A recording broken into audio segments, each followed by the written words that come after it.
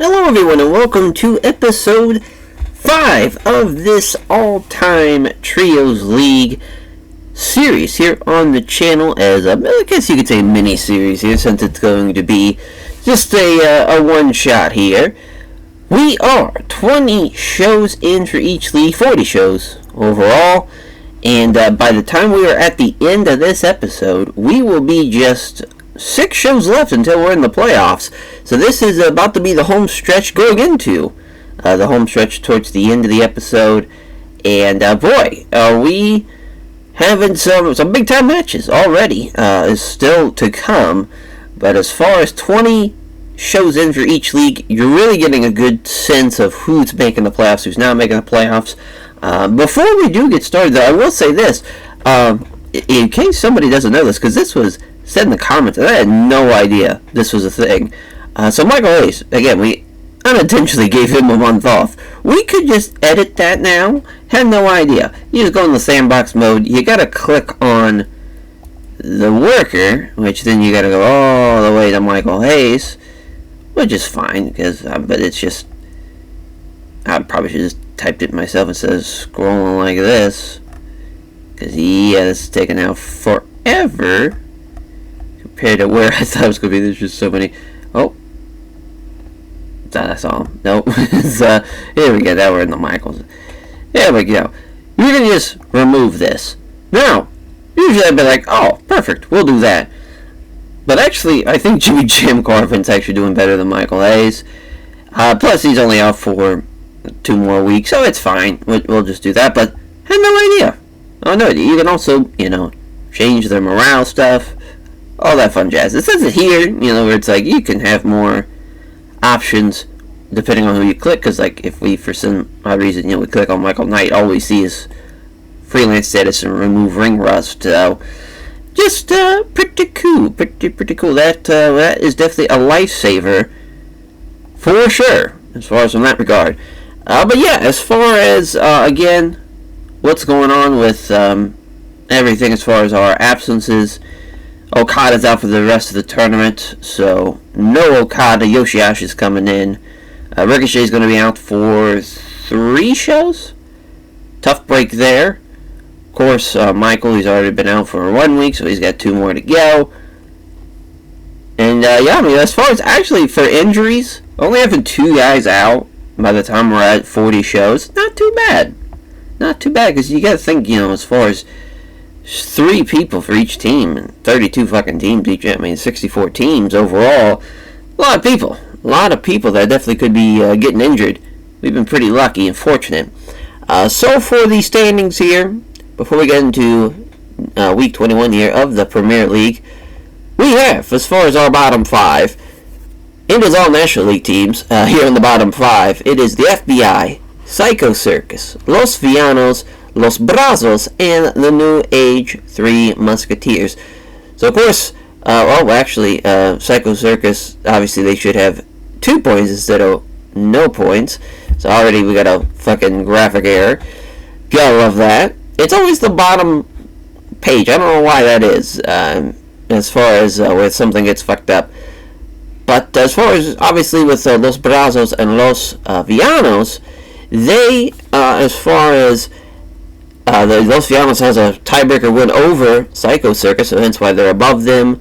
And for as far as with everything involved here, Los Brazos also should not only be 1-19, they should be 2-18. So double fuck there, because the New Age Outlaws. The New Age 3 Musketeers, they are above them because they have a tiebreaker win over Los Brazos.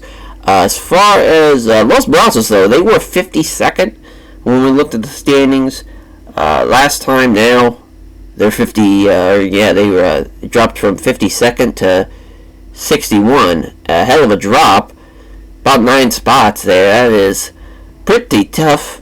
You can tell, obviously, Los Brazos. Obviously, all these teams here that we're going to see these next 2 pages probably not going to make the playoffs. They're now looking to play the spoiler role for one of the teams. But yeah, again, Los Brazos is 2-18, 1-19, and they'll obviously have 4 points. But yeah, now we can go to 40 to 59. which now we at least get some Premier League teams, and the rest of them here, 2 and 18 all Premier League teams, and this is a clusterfuck and a half.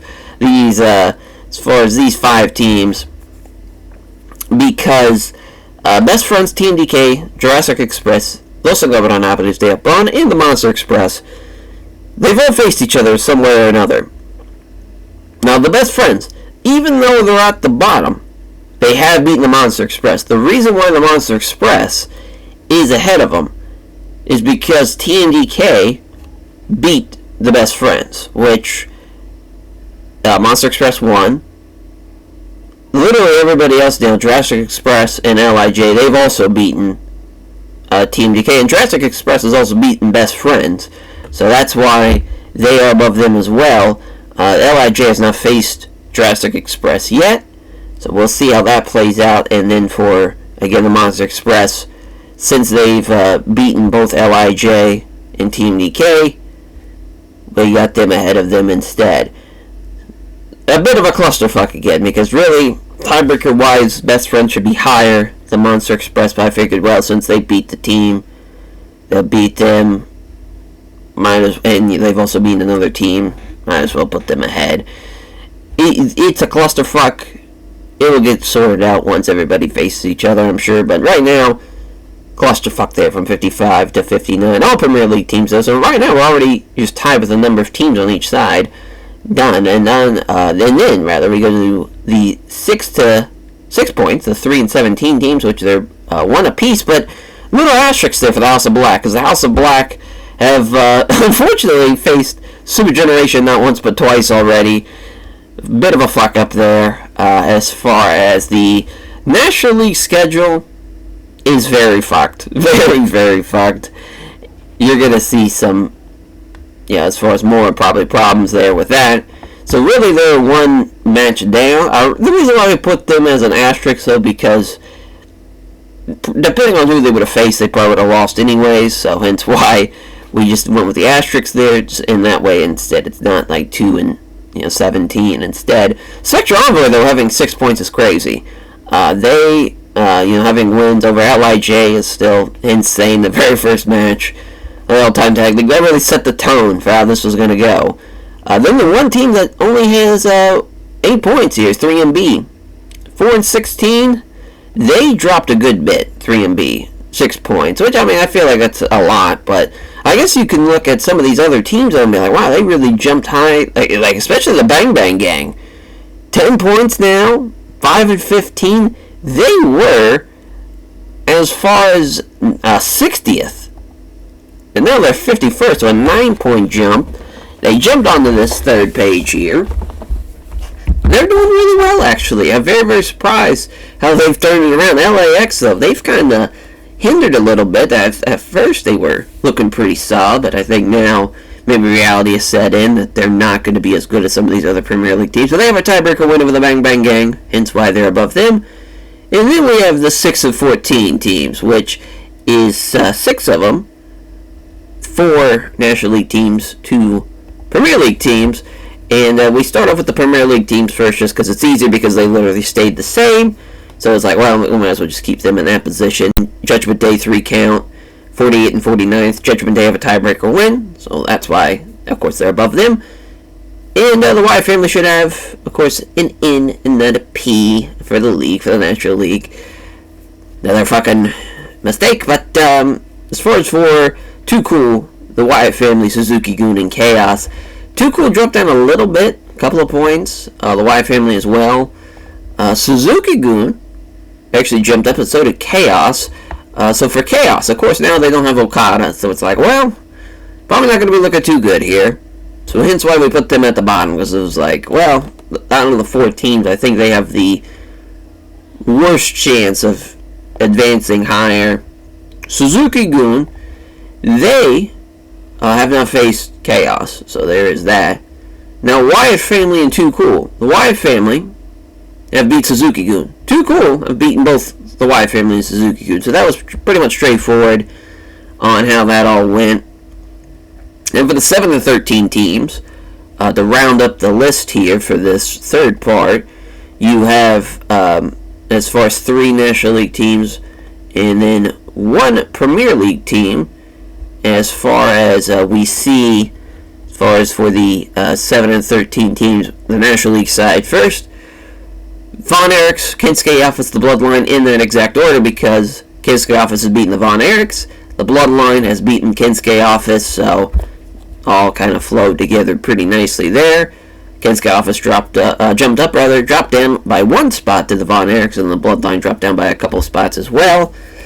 And the Second City Saints, though, they dropped down 9 spots. Here's a team that might have potentially had a chance to make a playoff run if something crazy would have happened, but now, yeah, it's not going to happen. Those dreams have died very, very quickly for that team. Again, it's crazy they've gotten some big wins throughout this tournament, but it's just not going to happen. So that's at least now going into the top 39 teams. Next, as we have the final, as far as Premier League teams talk about, as far as the 8 and 13, which is again weird to say since it's 8 and 13. Kaientai DX, Kaientai Deluxe. Alrighty, so Kaientai, obviously they have one extra match. That of course came from accidentally booking Blood Generation, the Bloodline, against them, to where we had to actually do the right match, and now it's all kind of whopper-jawed. But luckily, that's pretty much one of the few Premier League problems. There's a lot more for the National League, but yeah, of course, they have 16 points. For the OG Bloodline, Planet Jarrett, Bullet Club, and Sarutogun, and El Sky Team, and Los Perros de Mal. As far as you have teams that have 8 wins, 9 wins, and as far as 9 and 8, before we get to the Demolition team that's right at 500. As far as for Planet Jarrett in the OG Bloodline, there's only 2 8 and 12 teams, and they're on different sides. As far as the OG Bloodline, they have a tiebreaker win over Kaientai Deluxe, so figured might as well put them ahead of them, and then Planet Jarrett being the only 8 and 12 side for the National League. It's like, well, I guess we'll put them there, but they dropped down a little bit. For the 9-11 teams, as far as having 4, 2 on each side, El Sky Team actually jumped up a little bit, a couple points. Los Perros de Mal, they have a tiebreaker win over El Sky Team, so that's why they're above them, but they dropped about 10 points. Pretty brutal stuff. They were, at one point, looking actually pretty solid. Now, not so much. They might not make it even past 500. Bullet Club and Sarutogun. Bullet Club stays the same, so it just made things easier since they're a 9-11 team as well. Just keep them at the same spot. But Sarutogun has beaten them, so that's why they are above them. Tiebreaker win there. Of course, for Demolition, they're only 500 team. They are the first team here that has reached the 20-point mark on this list, and now we get to the top 32 teams with that as well. So the New Day, the Freebirds, Team Canada, the Filthy Animals, DX Ringkampf, and Blood Generation, who of course has the asterisk with the 12-9 record. So all these 9-loss teams basically to round it up.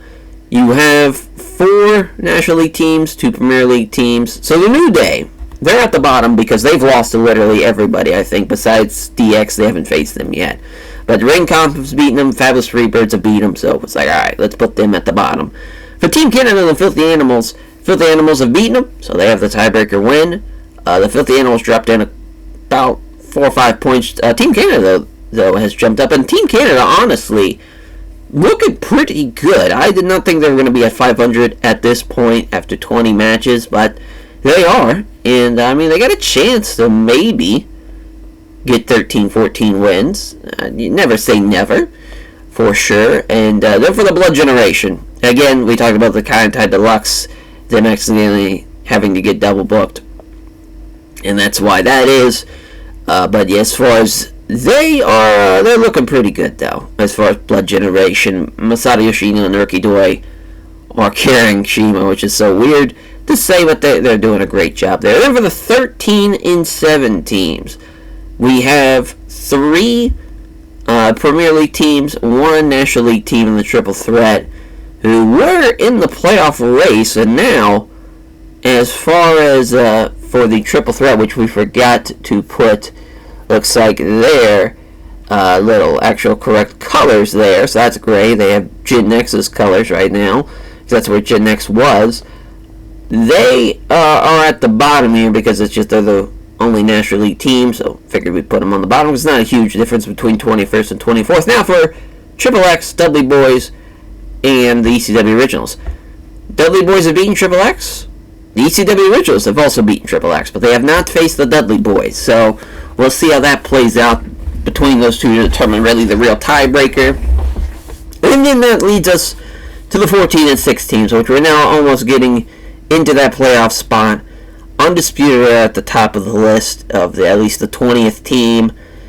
14 and 6, they have lost to a team that's also 14 and 6 in Gen X, which we'll now see next, who that's why they're 19th, and they have a tiebreaker win. For the National League, the 14 and 6 team, it's the Radicals at 18. And for the Radicals, man, 14 and 6, they got a good shot still to make a playoffs, especially with Dean and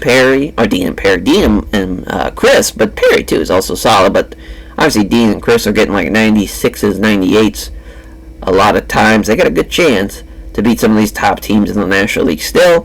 For CTU and the Shield, obviously the playoffs would have been determined basically by a coin flip because they're different sides of the bracket. Maybe we would have had them in a special, we do have the special show where we're going to have the Premier League versus the National League and some of like the matches that we're not going to be seeing as far as the teams that did not make the playoffs, just to kind of see what would happen between some of those teams. Might do that to determine the tiebreaker. That would probably make the most sense there. And then for the 16 and 4 teams, 2 Premier League teams, 1 National League team, Evolution, with the Kings of Wrestling, Los Gringos Locos, who've dropped down a little bit.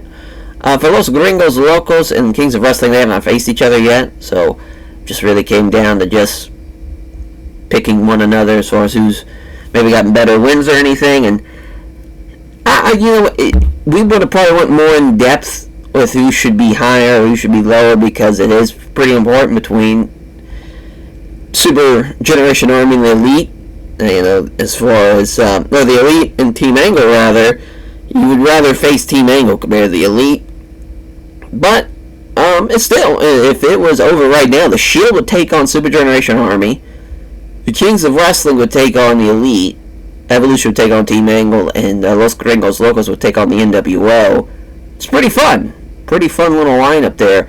As for the 17 and 3 teams, it's 2 National League teams, Ministry of Darkness, the Dangerous Alliance, which they also have not faced each other, funny enough. So we'll potentially see a tiebreaker between those 2 teams this episode. Not exactly sure. I don't remember the exact schedule now because there's so many goddamn matches. As far as for the 36-point teams, the teams that have 18 wins, 2 National League teams, 2 Premier League teams. So that sorted out pretty well. The 3 Musketeers and the Hart Foundation, which Hart Foundation have a tiebreaker win over them, and then Team Extreme and the Death Triangle, which they have not faced off against each other either, which, if I had to take a guess, the Death Triangle is probably going to outperform them, so that's why we put them ahead, but it might be pretty close, though. Who knows? First, in that regard, now the Four Horsemen, 18 and 1. Reason why, they have faced the FBI twice, and I think they faced another team twice, actually, so just pretty unfortunate that they're 18 and 1, but we're going to hopefully sort that out. Then for the 19 and 1 teams, our top 5 here as far as the Brood, NWO, Team Angle, and the Elite, going into the top 5 with those 4 teams, 2 Premier League, or actually 3 Premier League teams, the Elite, Team Angle, and the Brood. As far as the Elite, of course, they have a tiebreaker win over the Team Angle, rather. They have a tiebreaker win over the Brood. Just the Brood have that extra match, so it's kind of weird. And then, of course, for the Elite, they have a tiebreaker win over Team Angle, so that's why they're above them. And then the NWO, I mean, they're the only National League team here, so it's like, well, got to put them somewhere. I believe we just kept them in the same spot, actually. So just made things a lot easier. And, of course, the top team undefeated after 20 matches and no end in sight. The Super Generation Army, my God, what a unit. They are just steamrolling people. I don't know if they're going to lose, to be honest. Even when we get to playoffs, they are an extremely good team. Unless an injury takes place or something, it's the only way they're going to get derailed, I think. Because, my God, they are just rolling. And then, like, Tsuyoshi Kikuchi's going to have to come in and fill a void, which would be extremely tough. Extremely tough. But yeah, that's our standings here. Yeah, we'll get rid of all that. Hell yeah. And for the Premier League, we start off with week 21. I forgot to check what we wanted for our big time show here. As far as, actually, I think we could still look as far as, we'll just let's see, because I think there's a Team Angle, Team Extreme match on this show. Yeah, I believe so. So, we might look for the Mid-Atlantic area. Might even go Great Lakes. We'll see. Oh, didn't mean to do that. As, yeah, well, 5 hours again. Premier League again. Oh, yeah. Add all this. Because we have the money to do, so it's like we gotta do some of that extra money. Alrighty. So yeah, the Great Lakes. Oh, week 14 since the Great Lakes, and then Mid-Atlantic. Week 17, alright. So yeah, we can't really run any of those spots. Looks like this is the tri-state area. Yeah, I mean, we can run the Garden. Fuck it. Let's do it. Actually, is there anything bigger than the Garden that we can run? Because, I mean, 32,000 people. That seems like we can get... Oh, we can run the Ocario Dome in Syracuse. It won't be a sellout, but it'd be a lot of goddamn people. We'll run the Garden. Hell yeah. Automatic selections. Oh! Incident means tonight's venue has been temporarily closed. So, yeah, looks like it's gonna have no impact on the attendance. We don't have much time for, like, booking meetings or whatnot, so not enough creative energy and all that fun jazz, which is fine, we don't need that. Buster Rhodes is showing up.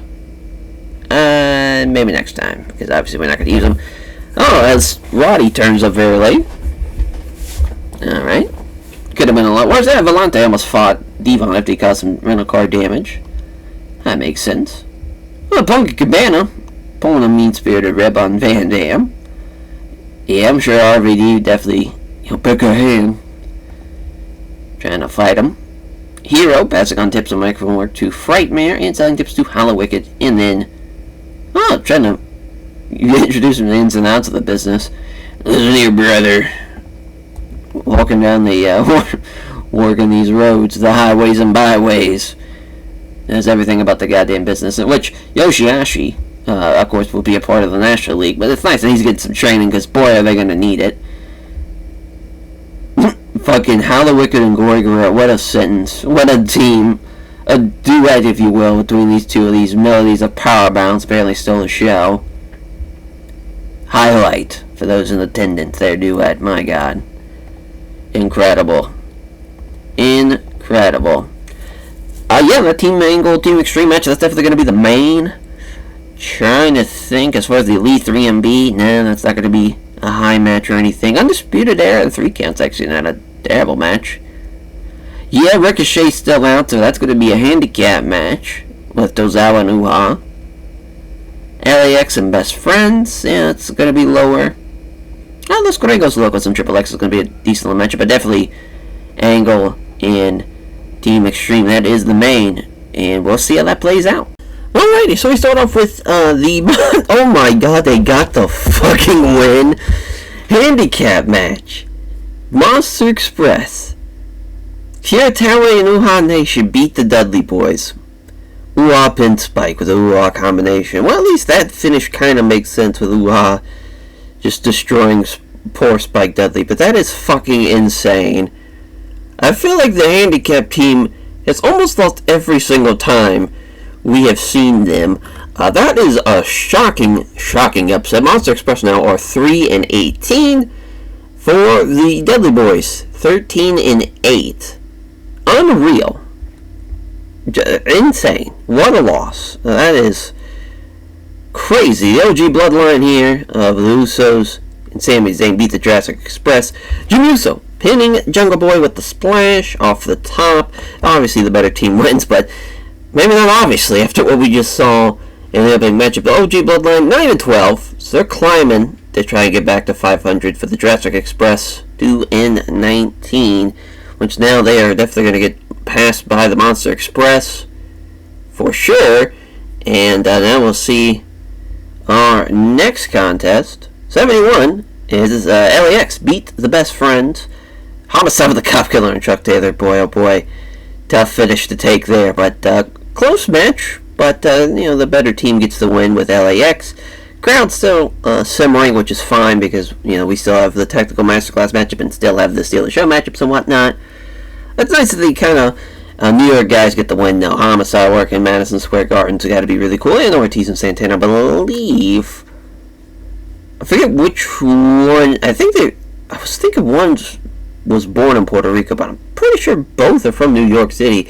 So that is pretty cool, or at least New York. Maybe not technically the city itself. As far as if they're in the Bronx or if they're in as far as somewhere else. Hell of a win, though. Hell of a win for LAX, who are now 6-15. Best Friends 2-19, which again they've lost to the Bang Bang Gang and Monster Express, so they at least have some tiebreaker wins, but not a whole lot. And here's LIJ beating the Bang Bang Gang. How about that? LIJ get a third win. They beat the Bang Bang Gang 3-18. It's about goddamn time as Shingo wins the last Falconry. Shingo's almost in the 80s now. Hiromu's even getting better. We're finally seeing what LIJ should have been doing.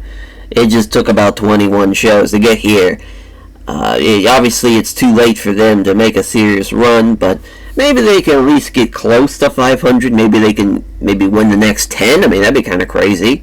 They would be, as far as they'd finish like 12-18, which actually they'd finish about 13-18 now, which would be kind of crazy if they were able to do that. But at 51, obviously the crowd didn't like this. For Jid next in the Spectral Envoy, another match that's not a Technical Masterclass matchup, but we're really throwing all these undercard matches in here. We went back with Aries just because I knew they were going to outperform Spectral Envoy. And Death by Roderick from Roderick Strong beating the Ultra Mantis Black led Spectral Envoy. Jid next 15-6. Hell of a win for them. They keep their good streak going here. I believe as far as for Jin next, they might have a chance to make the playoffs still. Very, very good run for them. CTU beating Team DK. Here was the Tactical Masterclass matchup, so glad this went pretty well. I believe this was the Technical Masterclass. Oh, it still wasn't. Goddamn. Liger with Jado and Ghetto getting the win. Liger, of course, on the 99. They are 16-5. TMDK still 2 in as far as 2 wins. So they'll drop down to 2-19. Liger Bomb on the Mikey Nichols. Zack Sabre Jr. at least outperformed Jado, but he didn't outperform Ghetto. So that's a tough break. For Zack on 86, pretty good. The Elite in the 3B team of obviously Jinder Mahal, Drew McIntyre, and Heath Slater. Here's the Steal the Show matchup at least. Omega with the best performance of the 99, but Matt and Nick Jackson actually getting the win here, with Matt getting the submission victory over Drew McIntyre, which is crazy. Again, probably should have been Jinder. Oh, this was the Technical Masterclass matchup. I thought this was the Steal the Show.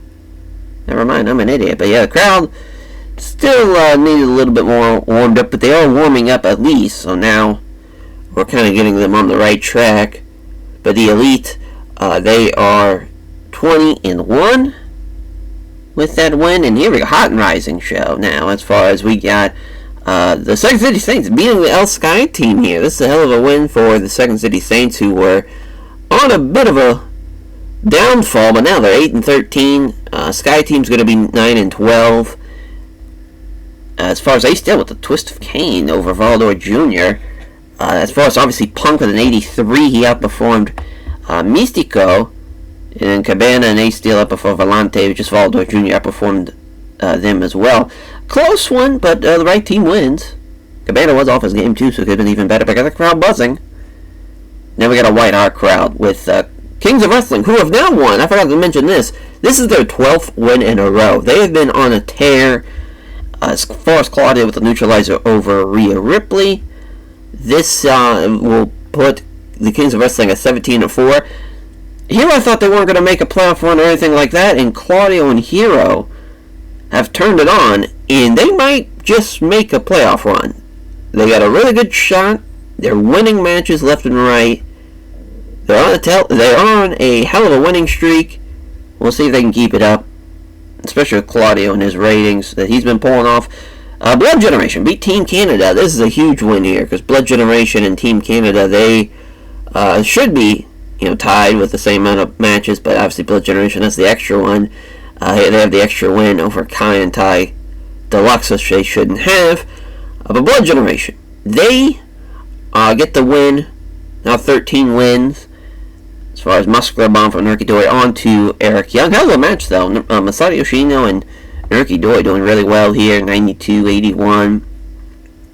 73s for PD and Bobby Roode. Obviously the better team wins. A hell of a matchup though. Very hot crowd.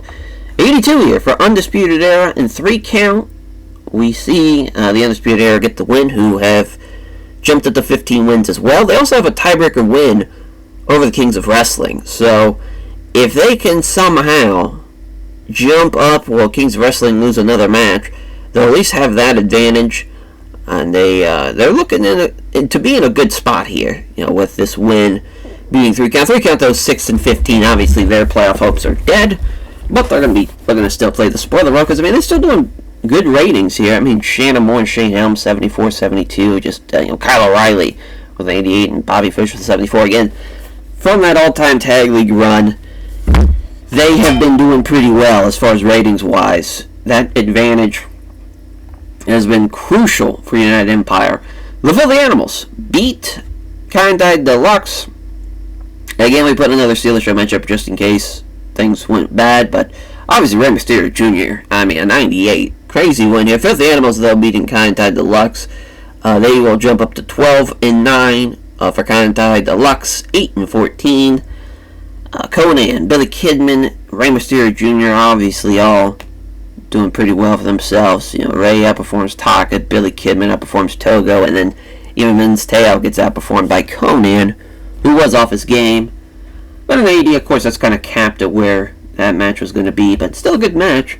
The ECW Originals, shockingly, what an upset here, beat the ECW Originals, or the ECW Originals rather, with the upset win over the Brood. Brood now going to lose 2 matches now. They have the extra win over the OG Bloodline, but 2 losses is really going to shake things up for the ECW Originals. 14-7. Crazy. Edge with 100, but Van Dam with a 97. Sabu got outperformed by Christian, but Dreamer outperformed Gangrel. As far as obviously I would say the Christian and Sabu, that's a 16-point difference. But Van Dam, he had the frog splash on Gangrel. Gangrel at 59, so the finish at least made sense. A hell of a match though, 95 too. Just what a shocking upset. The Death Triangle, who have won 9 in a row now with this one. They are 19-2, and they beat Los Perros de Mal. Pentagon Jr. beating Pero Aguayo Jr. I'm sure he won with the armbar, but yeah, Pentagon Jr. Ray Phoenix 98s and 96s. Unreal. Fucking Lucha Brothers killing it. Hector Garza and Mr. Aguilar as far as 77s, and Pero Aguayo Jr. with a 61. Even Pac does pretty well here, which is so weird to say that he's the worst guy of the 3, but he's getting better. Getting better in this. Yeah, Death Triangle, they could go on a run for sure. They're a team I would not want to face in the playoffs with their ratings that they're doing here. That's very, very impressive. For sure. Another win for Los Gringos Locos as they've won 4 in a row. They're 17-4 with this win. They beat Triple X. 2 and Black Cat get the win. He went to the powerbomb on Elix Skipper. This was a crazy match because I actually thought Triple X could have won this match. Eddie with 100, which is awesome, but Daniels, sure, you could say he gets outperformed by Eddie, but he, Skipper, and Loki, they completely outperformed Bar and Black Cat. This could have been an upset for sure. I think this would have been a believable win for Triple X. 13-8. They had won 3 in a row. They had won 3 in a row at that point, but now that winning streak comes to an end. It was nice to see the two teams that had a 3-match winning streak battle against each other here. We put it pretty high on the card too. That's why it was the co-main. The main though, a 91. Team Angle, Team Extreme. Team Extreme were on a 7-match win streak. They lose here though to Team Angle, where we see the 20-1 team now beat the Team Extreme team, with Kurt winning with an angle slam onto Lita. We had 2 100s in the match. Shelton outperforms Matt, and then Charlie Haas outperforming Lita. Clearly the right team wins with that. Hell of a match, though, as far as the wrestling was 85, just the crowd. Not as into as I thought it was going to be, but some great stuff on this card. This was a lot of good matches on the card. Yeah, we had a 95, though, the ECW Originals and the Brood. Obviously, that upset, that definitely could have been a little bit higher on the card, potentially, but maybe swapped it out with the Death Triangle Los Perros de Mo match for sure. Some big wins, though. Big wins along the way. And now we go to the National League side after we put over the talent. As far as, I mean, goddamn, Van Dam was great. Christian, I think, deserved. Oh, no, we already did that last month. So we won't do that. I mean, Daniels has been doing well, even though he lost tonight. Give him a hug. Still doing pretty well for himself. Oh, I mean, Jeff with 100, but we've already put him over. Kurt with 100. Oh no, we haven't put Kurt over in a hot minute. Give him a hug. We're in a hugging mood for our show. We're in the Garden, goddammit. We're having great matches. Claudio, he could definitely, I mean, he's been phenomenal. Oh no, we have put over Kurt Angle. I see his name there. So we'll swap him out. Rey Mysterio Jr. Oh no, we already put him over. Damn. Oh yeah, Pentagon Jr. and Fenix. Yeah, that would be smart. So they've been phenomenal. There we go. Hugs for everybody. Great shit though. Hell of a show. Hell of a show. Assuming we made money, so we'll just skip that. Oh, Tasmania is still 91. Yeah, and some clash. Oh yeah, Volante. Of course, causing some damage. Damn, Devon. A lot of people like a Devon. Devon seems like a cool dude, so that makes sense. Oh yeah, damn, just telling him, oh, he's gonna get a push early. Play it by ear. Yeah, have faith. Be a little bit more consistent. Yeah. Shit. I guess we're gonna put. Can we just close that out? Oh yeah, that's right. We tried that already. We still can't do that. Huge success though, as far as for day 21. Yeah, just having some fun. They're just ribbing. Come on. Didn't like that. Alrighty though. 21 shows down for the Premier League, and now we'll see how the National League does. They got a hell of a shot to maybe potentially have even a better match than what we just saw. Or a better show, rather, and some better matches. We'll see, though. It's going to be tough. They'll be in the Garden, though. I think we're just going to run back-to-back shows in the Garden. So, should be a hell of a crowd. Should be a sellout. Alright, let's see what the locker room instances are. Well, Sika's here. Yeah, you can hang out. Obviously, fucking Bloodline. Oh, yeah, Mick, hang out here. Oh, yeah, I think Bobby Roode hurt him during the all-time tag league. Is why the dislike there. Dean Malenko passing on psychology tips to Tony Mamaluke. People showing up for the pre-show training for the safety and training drills. Oh man, Smash a little hungover. At least he's not completely drunk. Yeah, Bobby Heenan and Michaels getting into it. Oh, Perry Sato and Misawa getting into it as well.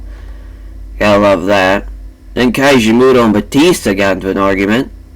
We had an argument from Luke Harper and Shawn Michaels. Brody, you gotta beat his fucking ass. Then Jim Cornette and Tully Blanchard, which is funny because Cornette and Tully, at least Cornette, has a lot of respect for Tully and all of the guys he pretty much worked with during that time. So that's it. Oh my God, Probably not someone you want to fuck with, Arn Anderson. As far as Rick Rude, very bad man. As far as he's a tough motherfucker, but Arn Anderson, I mean, he did survive a stabbing from Sid Vicious. That'd be a hell of a fight, actually, between those two. I wouldn't want to see it because I love both guys, but just for the sake of like who would fucking win that, I wouldn't mind that. Oh yeah, we can have a team bonding, but I think that won't work anyways. But yeah, again, we're in the Garden, so as far as we should have a big main event though for this Garden show, because I believe as far as the NWO and Dangerous Alliance, that's probably going to be our main. We also have as far as Super Generation Army and the New Day, which should do well because obviously Super Generation Army have been incredible. That's probably our main and co-main right there, back to back there. So yeah, we'll see how it all plays out. Alrighty, we start off with a 70, which is actually a lot better than I anticipated because this is actually going under 10 minutes, actually under 9 minutes, 8 minutes and 22 seconds, which Volter powerbombs poor Tony Mama Luke through the mat. The FBI, I don't know if they're going to win a match. I mean, it's they're 0-20. They still have one less match than everything, so it technically should be obviously 0-21, but we'll get them all situated. Just right now, it's definitely punting towards the tail end of the tournament, just so everything will be cut up. Mainly because at this rate, it's pretty clear. The FBI, I don't know if they're going to win a match, but Volter and Timothy Thatcher obviously doing the heavy lifting of this one. Got the crowd hot and rising, which is very insane. Definitely did not expect that at all. The Wyatt family beat Los Brazos. The Wyatt family 7-14. Los Brazos, of course, have only the 2 wins, so they'll be 2-19. Bray with his sister Abigail over Brazo de Plata. It's a nice win for Bray. Bray's doing pretty good finally. Maybe they'll make a run. Who knows? I mean, if they can get rolling, if Luke can get into the 60s, old Brody, and then Eric Rowan, if he can even get in the 60s, you never know. They might be able to at least try and get close to 500. Yeah, crowd's still hot. Damn, Yoshihashi was rusty. That's crazy. We'll probably have to take away the ring rust. We will do that. That way, I think that's pretty fair. Because this is kind of like again, it's like an all-time league. It's not really like an actual universe or anything like that. But clearly, Los Villanos get the win. They were the better team. Still, crowd was hot though. At least, thank Christ. Los Villanos 2-19 for Chaos. They are 6-15, and goddamn, they're probably not going to win another match. I don't think so, at least. Now that they don't have Okada, pretty tough. Evolution beat Psycho Circus, as this was the Steal the Show matchup. Hunter's still working with that broken jaw, so I figured keep it short and sweet for him. Gets the win, does Evolution, as far as Batista with a set-out powerbomb, the Batista bomb onto, as far as Murder Clown, he murders them with the Batista bomb.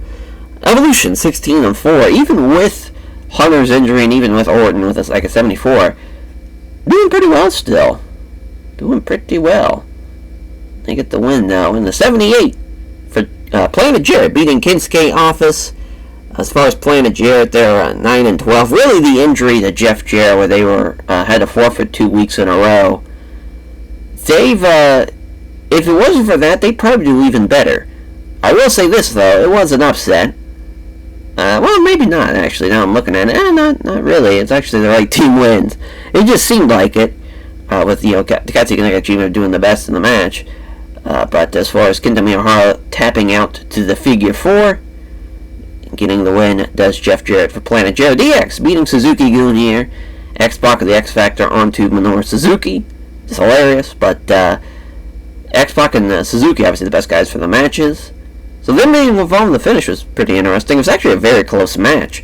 Archer 1 point better than Road Dogg, and then Billy Gunn 1 point better than Dave Boy Smith Jr. Really should have been Suzuki-gun getting this win. DX 12-9, Suzuki-gun 6-15. Tough break for them. They could have used that win, obviously, to help try and get out of that hole, but tough break nonetheless. 70 for the Bloodline and the Von Erichs match, which, yeah, this checks out. Carey, though, as far as he did the best in the match. Solo Sikoa's almost in the 60th. I said almost in the 90s because it's a 59, but almost in the 60th. Yeah, I mean, it was close. Just a slightly better. I mean, it came down like a point difference between the two teams. Solo, though, with a Samoan spike onto David Von Erich. The Bloodline, 6 wins for them. As far as I believe, the Bloodline, as far as I actually don't have their record in front of me, because I know it's 6 wins, I think at least. It's 6. Oh, no, it's 8 wins. Yeah, they're 7, or they were 7-13 going into the night show. Now they're going to be 8-13. Huge win for the Bloodline. So they're trying to get to 500 as well. And 82 for Surudagun in House of Black. Surudagun gets the win. See Taue pinning Buddy Matthews with the Chichubu Cement. It's always fun to see. Taue and Jumbo obviously doing the heavy lifting. Poor Fuchi with a 45. Surudagun, though, almost at 500. 10-11 with that win for the House of Black. 3-18, of course, with that asterisk. But boy, oh boy, are they not getting any big time wins, I don't think, anytime soon. They're just not good enough, unfortunately. Malachi Black's getting better, though, so you never know, but it's not looking good. As the Radicals beat the new Three Musketeers. Hell of a matchup, though, obviously, with the talent involved in this match. You got fucking, 3 world champions involved in this. I mean, this is obviously very, very talented between these 6 men. This would be a hell of a match. But the Radicals, obviously, they were the better team. The Radicals, they are going to jump up as far as they were 14-6. Now they're going to be 15-6. Still in the playoff hunt, obviously. Every match from here on out for them is so crucial. They can't have any mistakes. They pick up the win there. And Demolition beat the Freebirds here. Yeah, we set this for the Steelers show matchup, man, because I knew Terry Gordy was going to do well. And you got the crowd very hot for it, too. So for the rest of this card, Terry Gordy, though, oh, bam, bam. He sees his team lose. Buddy Roberts takes the power slam. And, of course, Demolition now are above 500, 11-10 for the Freebirds. They are, as far as for them, 11-10, so they're almost below 500.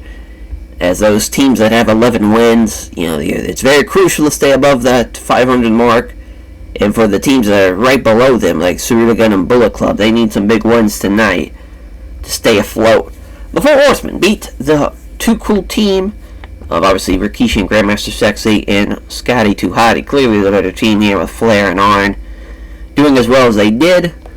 The Four Horsemen 19-1, of course, the asterisks because they have their one less match because they faced as far as forget now who it was who they faced twice, but nonetheless, though, I know they faced the FBI twice, but I want to say they faced another team twice.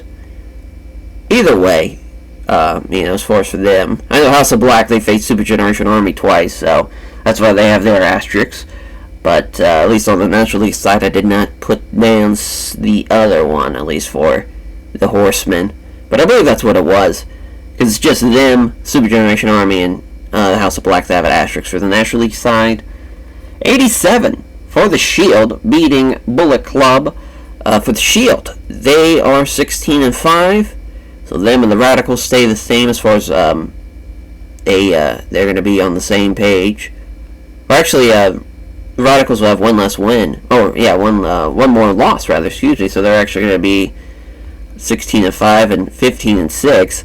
Huge win, though, for the Shield beating Bullet Club. For Bullet Club, of course, they have the 9 wins, so they're going to drop down to 9-12. And I think those hopes of making it past 500 are pretty much over with. But, man, the Shield, they're rocking.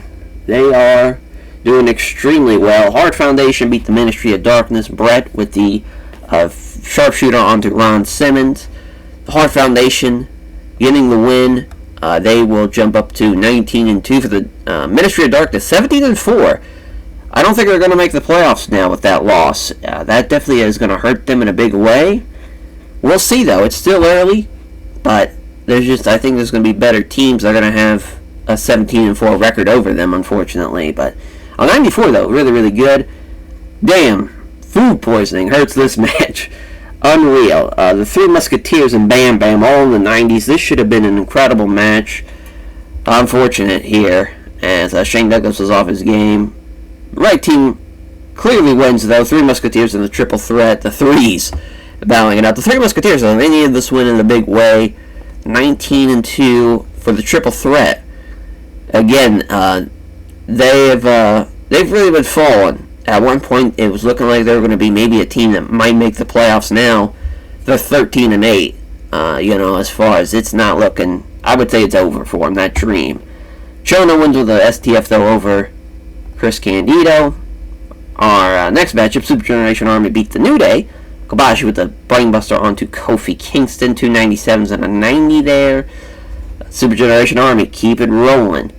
21 wins for them. With the asterisks, though, because they fought the House of Black team twice. The NWO beat the Dangerous Alliance. Here I thought the Dangerous Alliance was going to pull this one off. I thought they were going to do better, which they should have, especially with Austin with a 99, but Hollywood Hogan with the scoop slam. He slams Bobby Eaton, and that's the finish. What a shit finish there in the Garden, and that's the main event, too. Definitely the wrong thing went on last. Hard Foundation Ministry of Darkness kicked everybody's asses as far as from that regard. But really, I would say that injury just kind of fucked the whole show up. The vibe there towards the end. Tough break. Tough break. But we at least got out of there relatively unscathed. Austin, sure, it's been a month, but I think we can get away with it. But give him a hug. Sorry, bud, that you got fucked over there. As far as I would say, for Chono and Muto and those guys, well, we put over Muto, so we'll put over Chono. They should have got the win tonight, probably, or at least should have got a better matchup at least out of that. Let's see here. X-Pac. Again, he's been doing fantastic for him, for DX. He's been kind of steering the ship in the right direction. Doing well. Taue or Jumbo, I think, deserve some praise for what they're doing with Saruta again. We'll put over Taue. Yeah. There we go. I like it. Putting those guys over. Getting the injury, he'll be fine. Yeah, he'll be back next week. As then we have, for our media scrum, we'll see as far as, morale's always poor when it comes to this National League side. Listen, we'll sort it out. Another huge success, though, obviously, from the show. Here's a one-off. As long as he does his job once he's here. I feel like that's pretty fair. I don't know. It's not great, but at least it's not. I guess I have low standards for the National League. Yeah, fortunately, it's only minor. Yeah, Shinsuke's the man. Brett's the man. Great stuff. So on to week 22 now for the next two shows. And we'll see. Again, it's the hunt for the playoffs has really begun now. We're now below, we're in the single digits as far as the amount of shows left. This is time. This is time for sure to see who's going to make it, who's not going to make it. And this summer is going to be crucial, for the next couple of months for a lot of those teams that are on the bubble. We'll see how they perform, and we'll see who pulls it out in the end. Alrighty, for the Week 22 shows, there's really not a huge matchup here that we could run. I'm thinking we're going to run maybe the Great Lakes again. It's tough because really, the Southwest, we obviously just ran it. We might go to the Southeast since, that was Week 12. Yeah, I think we're going to do that. That kind of makes more sense to do anyways. So from the Tri-State area to the Southeast, we go. Obviously, we'd love to run the Superdome, but we cannot. It would be quite empty again for the Georgia Dome. That'd be awesome. A lot of big-time football stadiums we could run, but boy, do we not have the facilities for that, big man. As trying to think, what would be the biggest one? Yeah, the Tennessee. The Bridgestone Arena's got 20,000. But yeah, we ran Tennessee already. We'll change it up a little bit. about to say, we can go to Florida. Maybe not, because there's really not... Oh, yeah, the BB&T Center. That'll probably work for what we want to do. Of course, there we go. Skip the booking team meeting. Alrighty. Oh, Joe Malenko and Boris Malenko. I've asked Mark Merrill to hang out. I didn't know they were... They train under Boris? Assuming that's what that is. Oh no, we're not going to use you, old buff. Sorry, Cash. They're being used. Yeah, basic and safety training for 9 people. Austin Gunn and Brian Pillman. Oh my god, Pillman's got a gun. He's got a gun. Almost got his hands on another gun. But luckily, not the case. Oh, and at least he tried to fight Bubba. That at least I'm cool with. Again, ass backwards there, but you get the gist. Steel would basically be passing on tips on selling to Punk. So the 3 matches I'm kind of thinking as being the main or co-main, and then kind of right after the co-main, or right before the co-main rather, probably will be, as far as our main, I'm thinking Team Extreme, the ECW Originals, just with Jeff and Van Dam. Then probably, might even do Triple X and the Elite as the main instead. Probably do that as the main, that is the co-main, and then the Undisputed Era, Los Gringos Locos matchup coming in before them. Let's see if Wuhan and Tozawa can get another win as a handicap team. I hope not, but you never know. I mean, I didn't think they were going to beat the Dudleys, and there they are, getting the win. Can they make it 2 in a row? We shall see. Alrighty, we start off with a 64, which is actually shocking. I thought this was going to be way worse. I didn't think this would be... I thought this would actually take away from the show and it'd be an off start already, but somehow, some way, they pull off a decent little match. Howard Wicked with a 39. Brutal stuff there. Taka, though, almost in the 70s. He gets the win with the Michinoku Driver, and they pick up the victory there. Thank God that did not go as badly as I thought. And here we have El Sky Team beating the Judgment Day. Valiente pinning Dominic Mysterio after the Valiente special. Mystico again, best guy in the matchup. No surprise. Best person, I guess we should say, in the matchup, since obviously Rhea's in it. And yeah, Dom's still in the mid-50s. I don't think he's going to get any improvement from this. Damn, the Dudleys lose again. I think the Dudleys have now lost. They were on a... Oh no, they weren't on any losing streak or anything, but they now lost 2 in a row. They lost to the Monster Express, and now they lose to the Second City Saints, as Punk, Cabana, and Ace Steel getting the win, with Punk getting the win with the Go to Sleep over Devon. This was an upset for sure again, which is hilarious to say that, but man, I can't believe it. The Dudleys, they fell apart. Absolutely fell apart. I don't believe they were like the 19th team on the standings when we did it for the first time when we looked after it after 8 weeks, right? Now, my God, I mean, 21 weeks later, awful fall from grace. The Usos with Sami Zayn, OG Bloodline beating Los Perros de Mal. Mr. Aguilar, Pedro Aguayo Jr., Hector Garza losing here. Sami Zayn with the Brain Buster onto Pedro Aguayo Jr. What a finish. Honestly, could have been an upset here. I mean, Jimmy barely outperformed Pedro Aguayo Jr., but Hector Garza and Mr. Aguilar outperformed Jay and then Sammy. Could have been an upset win there. That would have been nice for Los Perros de Mal. Team Angle beating Best Friends. Yeah, this was the Technical Masterclass matchup, and now we hope that the Steel Little Show matchups do their thing. But Kurt, Shelton, and Charlie Haas obviously getting the win here. There was no way they were going to lose that match. Unless something crazy would have happened. But that's an 81. My God, they did it again. What is going on with these handicap matches where the fucking handicap team gets the win? Unreal that the Monster Express keep on winning. Uha pinning Austin Aries with the Uha combo. I don't know if there's something in the game that is fucking coded to give the handicap team a win when you don't pick a winner. I don't know. But I feel like literally every time we've seen a handicap match, the handicap team has won. Unreal. I mean, that's a devastating loss for Gen Next. No way they should have lost that match. That is crazy, though. At least they got the crowd hot and rising, though. I just can't believe it. Blood Generation beat the Bang Bang Gang. Ricky Doy beating Juice. Only a 9-minute match. This probably could have been a little lower on the card, but Yoshida with a 94, though. He did well. Might even be an all-star by the time this is over, as Liger with Jado and Ghetto beating the 3MB. Liger with a Liger bomb on Slater. Glad he at least hit it on somebody that made sense out of those three. Like, if he hit it on Drew or Jinder Mahal and been like, alright, bud, let's pump the brakes a little bit. Here's Steel Show matchup again, just in case that first one didn't work out. The Filthy Animals beat the Jurassic Express team, as Ray pinning Jungle Boy after the Springboard Rana.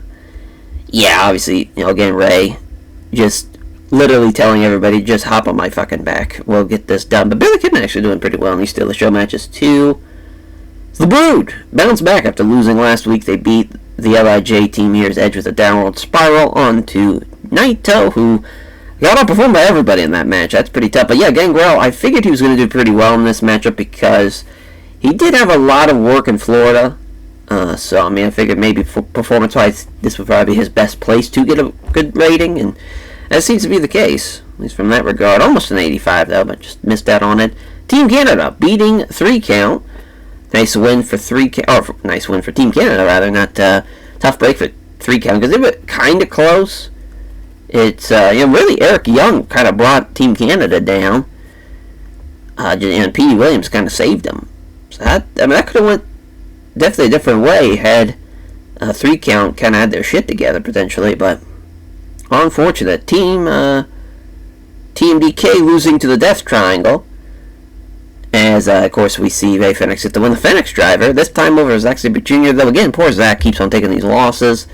Another great performance from Pentagon Jr. and Fenix, and goddamn, tough team to beat. Yeah, oh, damn, Claudio gets a kidney infection. That is not what you want to see when they're making a run for the playoffs. He's going to, because that happened to Bam Bam, and he was out for like 2 weeks, so that might be 2 losses for the Kings of Wrestling with that. Absolutely brutal to see, especially if Claudio's 98. I mean, just incredible performance, and to get sideswiped like that with an injury. Pretty brutal. The Undisputed Era beat the Los Gringos Locos team. That is a massive victory. That is definitely going to shake things up. I think it's safe to say Los Gringos Locos might have just fallen out of the playoff picture with that loss. Or at least, they'll still be in the race, but they're not going to be guaranteed a spot, let's just say. They fell out of that guaranteed spot. Now they're going to need a little bit more help from other teams losing. That is a massive, massive victory. Team Extreme beat the ECW Originals here. Yeah, we should have this be the main, probably. This did really well. Jeff with the win over Tommy Dreamer with a Twist of Fate. 3 90s. We had a 99 from Jeff, 90 from Matt, and 91 from Van Dam. Again, the all-time tag league just paying dividend there with all those guys being a part of it. Doing well. Well, never mind. Yeah, this should have been the main. The Elite beat Triple X. Daniel with a 95. God damn. 4 people above a 93 and one at a 99 with Kenny Omega. Unreal.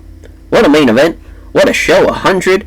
Everything pretty much progressively got better besides this Team Canada the Brood match. Probably could have swapped that, and then it really could have felt like everything gets progressively better. And the CTU match probably could have been a little higher, but it was a good show. I mean, everything was pretty much formatted well, and can't beat that. Cannot beat that. I mean, it seems like there's been a big shift where the Premier League was getting outperformed those first kind of 4 or 5 weeks, but now they're really pouring it on. Everybody's clicking talent-wise. Everybody's looking extremely talented out there. And it's coming in a big, big way as far as some big wins for a lot of these teams. Christian, we'll put him over.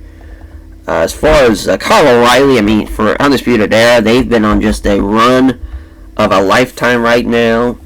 They've been doing well. Put them over. Again, we already put over the Lucha Brothers. We put over Van Dam in the past.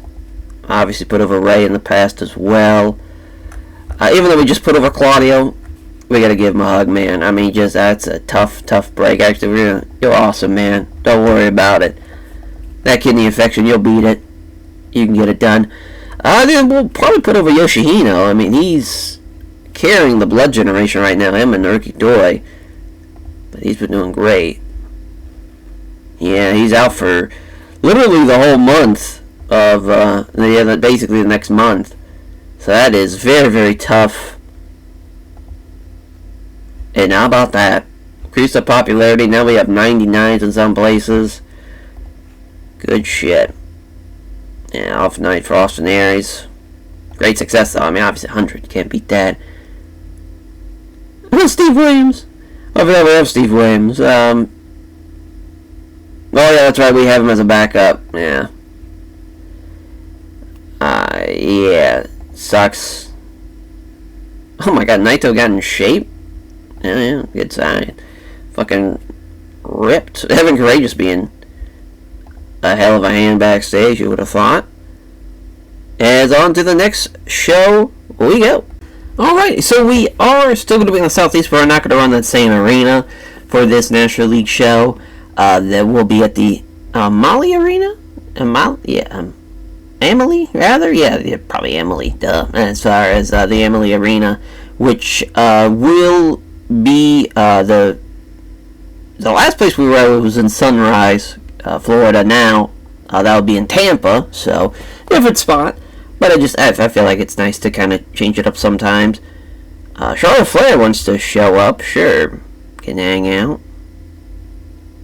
Hell yeah, damn. Can't use you, Norman. I love you to death, though. Oh, damn.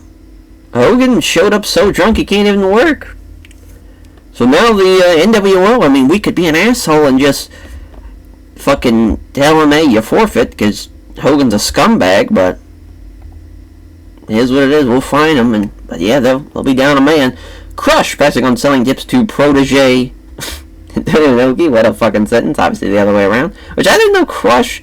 I didn't know Brian Adams trained with Inoki. That's, I mean, he is a Hawaii guy, so I guess that would probably be kind of the most sense for him to go to Japan to train. But wild. Masao and Buddy Matthews, though, as far as they've been spending a lot of time together. There you go. Hopefully it's a positive that he's acting differently. X-Pac and Rowan hanging out backstage. What a fucking unit that is.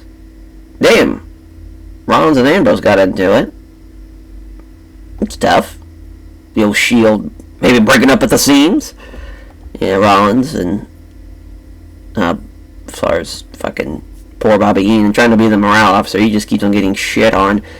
He wants a bit of a Malachi Black to AJ Styles. Tough break. Yeah, Paulie and Terry Funk pull a rib on X-Pac. Listen, if there's someone that's going to respect the rib, it should be X-Pac.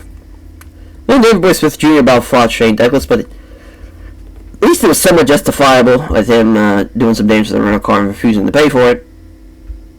And there's the basic safety training drills for the day, and there we go. So as far as still can't inspire. Oh yeah, it's wow, it's next month. Wow, we got a ways to go before we do that.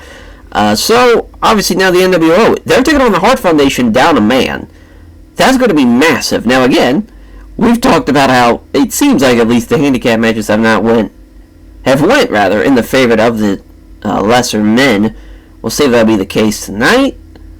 And yeah, I mean, and now I know Evolution, as far as Hunter still has his broken jaw, but this is his last week of dealing with that. So that'd be nice for him.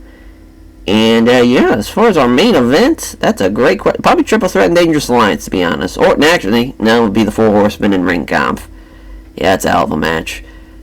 And yeah, as we'll see how it all plays out. Alrighty, so we start off with the Von Erichs beating the Los Brazos. El Brazo, Brazo de Plata, and Brazo de Oro losing to the Von Erichs' carry with the Iron Claw onto Brazo de Plata. Yeah, obviously the better team there getting the win. Kerry and David in the 70s, mid-70s here. Got Kevin and Fritz, though, have great chemistry. I'm surprised the rest of the boys don't, but it is what it is. A 70 again, as the Shield beat the FBI. Roman with the Superman punch of a big Saudi Graciano, which goes about 6.5 minutes. Pretty tough. Pretty tough. Rollins with 100. And 81 and 85 for Reigns and Ambrose. Concussion for Tanahashi. That's great. And Scotty beats Shibata with the worm. Let's just bury me, why don't you? Let's just take me out back and shoot me in the fucking head. Seeing my boy lose like that to the worm, Unreal. Brutal. Nakamura, though, at least best guy in the match. Probably should have got the win for the goddamn team. Unreal. Yeah, just tough break for the Three Musketeers, the New Age Three Musketeers. And yeah, with a concussion, no, it was Rikishi Costa. Of course he did. He probably did that fucking thrust kick. Pulled a Goldberg. Told him, hey, watch out for the kick, brother. And he threw it full force and caught him around the fucking noggin. Evolution beating Los Valanos here. As a Hunter with the pedigree of a Valano 4. Kind of crazy. He is 73, 75, 76 for the Evolution team. Obviously, Hunter with his injury still, but it's doing pretty well with a broken jaw. It's kind of crazy, but yeah, obviously they get the win there. The Radicals beat the House of Black team. This is a technical masterclass matchup, and I did pretty well. You know, Benoit and Malenko as far as 98, 97. Malachi Black with a 65, 66 for Perry Saturn. Yeah, I mean, obviously, the Radicals were going to get the win, and they clearly the better team. As the Wyatts beat Chaos here, and yeah, this is still a show matchup. So we took off the ring rust for Yoshihashi. He's still going to be the worst guy in the match. Obviously, this was Okada. This is a lot closer, and maybe they even get the win. But the reverse, scoop power slam from Rowan got the crowd hot and rising too for the matchup. So it did its part. And we'll see what our next match is. The Bullet Club beat Planet Jarrett. How about that? AJ with a Styles Clash on Chris Harris. So at 86. Fuck yeah. What a win. What a win for AJ. And he beats the as far as he gets the win for this Bullet Club. And they needed it if they want to stay afloat. Demolition beat the New Day. That is a tough break for the New Day. They outperformed them. Definitely thought they were going to get this win. But alas, they do not, as Crush gets the win over Woods with a full Nelson Slam. The Freebirds beat Suzuki. Can this be a fun-ass match, though, with Terry Gordy against, like, Suzuki and Lance Archer? That'd be a lot of fun. As, Terry Gordy with a 91. Obviously, he's incredible, and he is just lighting it up as far as out there. He's been phenomenal. Absolutely phenomenal for the Freebirds, and he's been picking up wins pretty much single-handedly for him. The Three Musketeers beat the Psycho Circus here, and this was another Steal the Show matchup in case the previous one didn't work, which 297s and an 83, obviously, clearly, the Three Musketeers were going to beat the Psycho Circus. Moonsault from Muto onto Zombie Clown.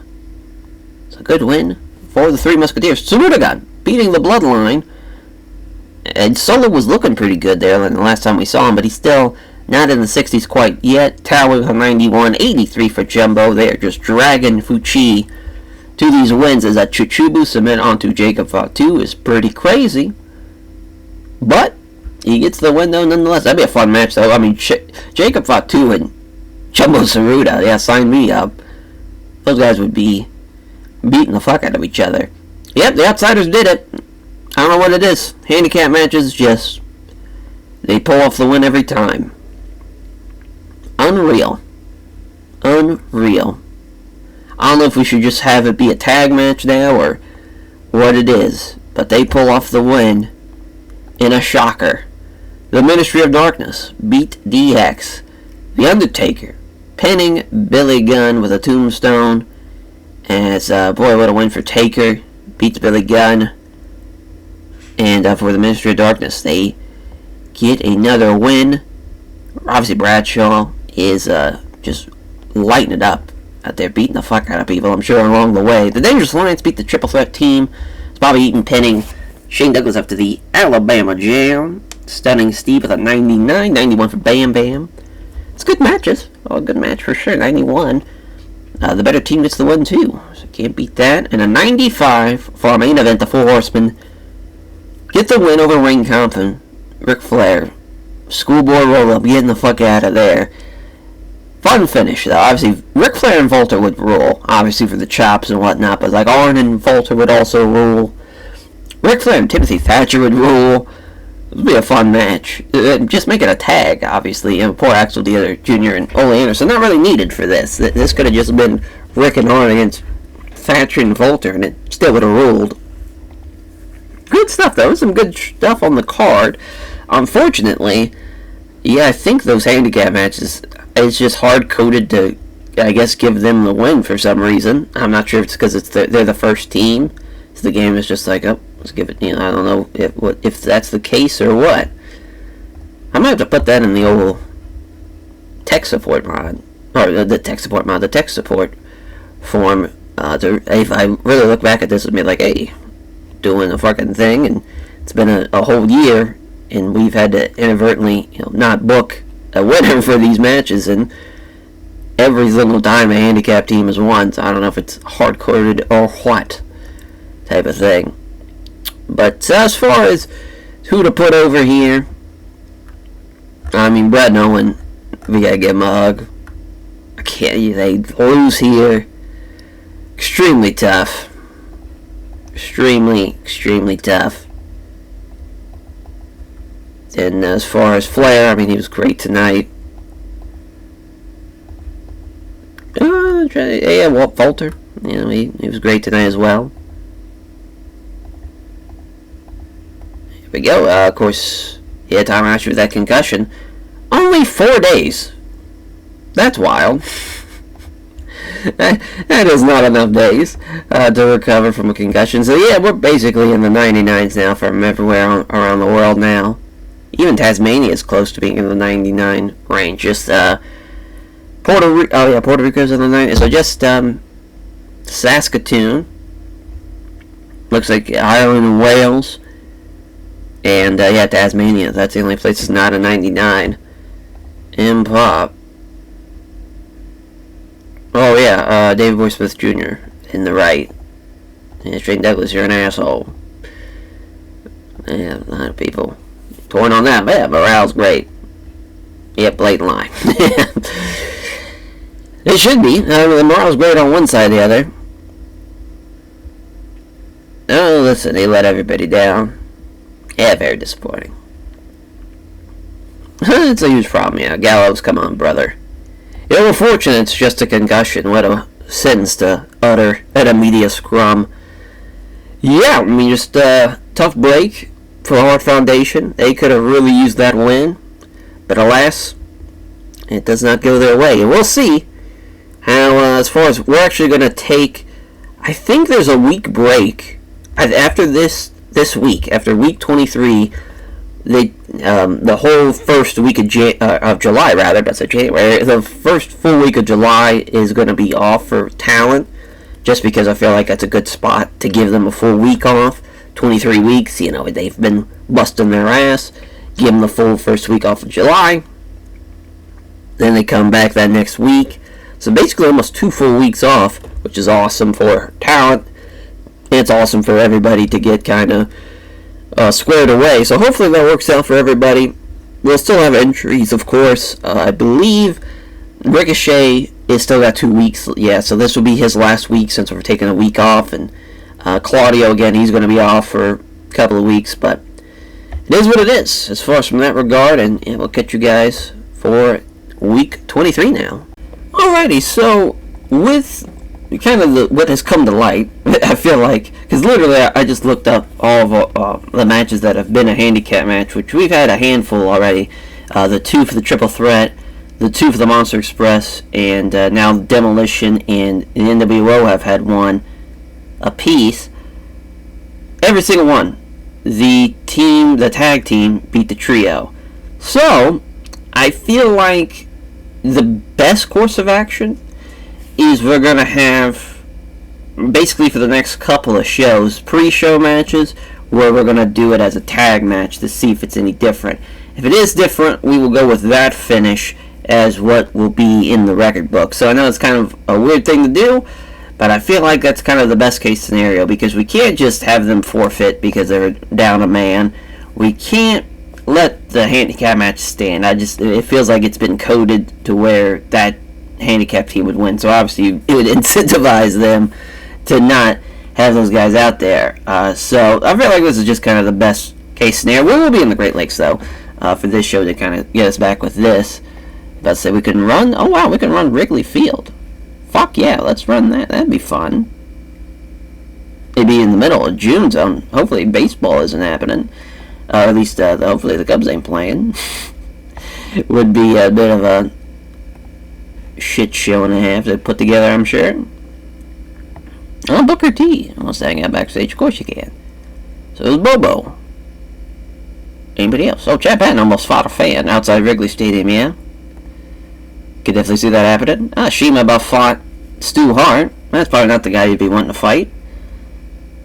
Focus, stretch you out, brother. 9 students showing up for the basic and safety training. Oh, wow, already went through that. So perfect. So, yeah, for this show, we're going to test out this theory, right? We're going to run the handicap match as a pre-show match. See who wins if Tozawa and Uha will get another win. And then we'll run on the main show, the actual tag. Now, for Hero and Sweeney, they will take on the team of Kurt Angle and Shelton Benjamin. We won't test this out on this show. We'll give them a 2-on-3 matchup down the line. But yeah, I just feel like that's kind of the best case scenario. Again, because so many, the Hart Foundation, they really could have used that win if they were the better team, and because, Hogan's a piece of shit, fuck him, type of thing as well. But our main event, though, for this show will probably be the Elite Undisputed Era. I do love that the Second City Saints and Gen X are going to be pretty high, obviously with Punk being in Wrigley. That'd be very fun.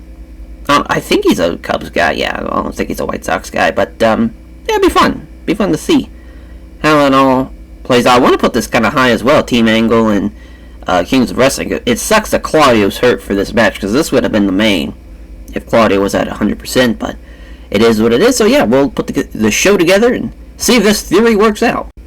Alright, 30,000 strong here at Wrigley Field is pretty awesome. So yeah, the Monster Express, they gave them the win in this handicap match. So now we'll see how it plays out on the main show. We open up with an absolute stinker, though. The Spectral Envoy with the Jurassic Express.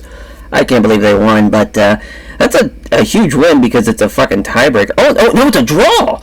Oh my god! It's not even a fucking... We actually have a draw! No way! Did I accidentally pick a draw, I wonder? No? Literally picked a clean finish. Wow, so it does do a draw. Unreal. What a shit show. That's fucking crazy, though. So they get a draw. So now we get a draw. That's shocking. I cannot believe that actually happened. 3 count. Beat the Bang Bang Gang here. The Morgasm from Shannon Moore over Austin Gunn, and Juice blew out his eardrums. That's great, but obviously 3 count. Much better team. Getting the win. It's a disinterested crowd, but maybe we'll get them back in time.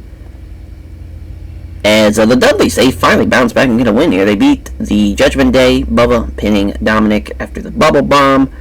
Devon and Bubba, 79's there. Obviously the better team there gets the win. Another 76. Still a disinterested crowd. I thought maybe Mystico would do enough here. Fortunately, it's not the case. LAX beat El Sky team. We see Satana beat Volador Jr. in that affair in 10 minutes. Yep, Kamitai beat him. So yeah, that's probably what we're going to have to do, is just redo these as tag matches so we can see the right finish. Fascinating. So yeah, looks like the game's just hard-coded to give the handicap team the win.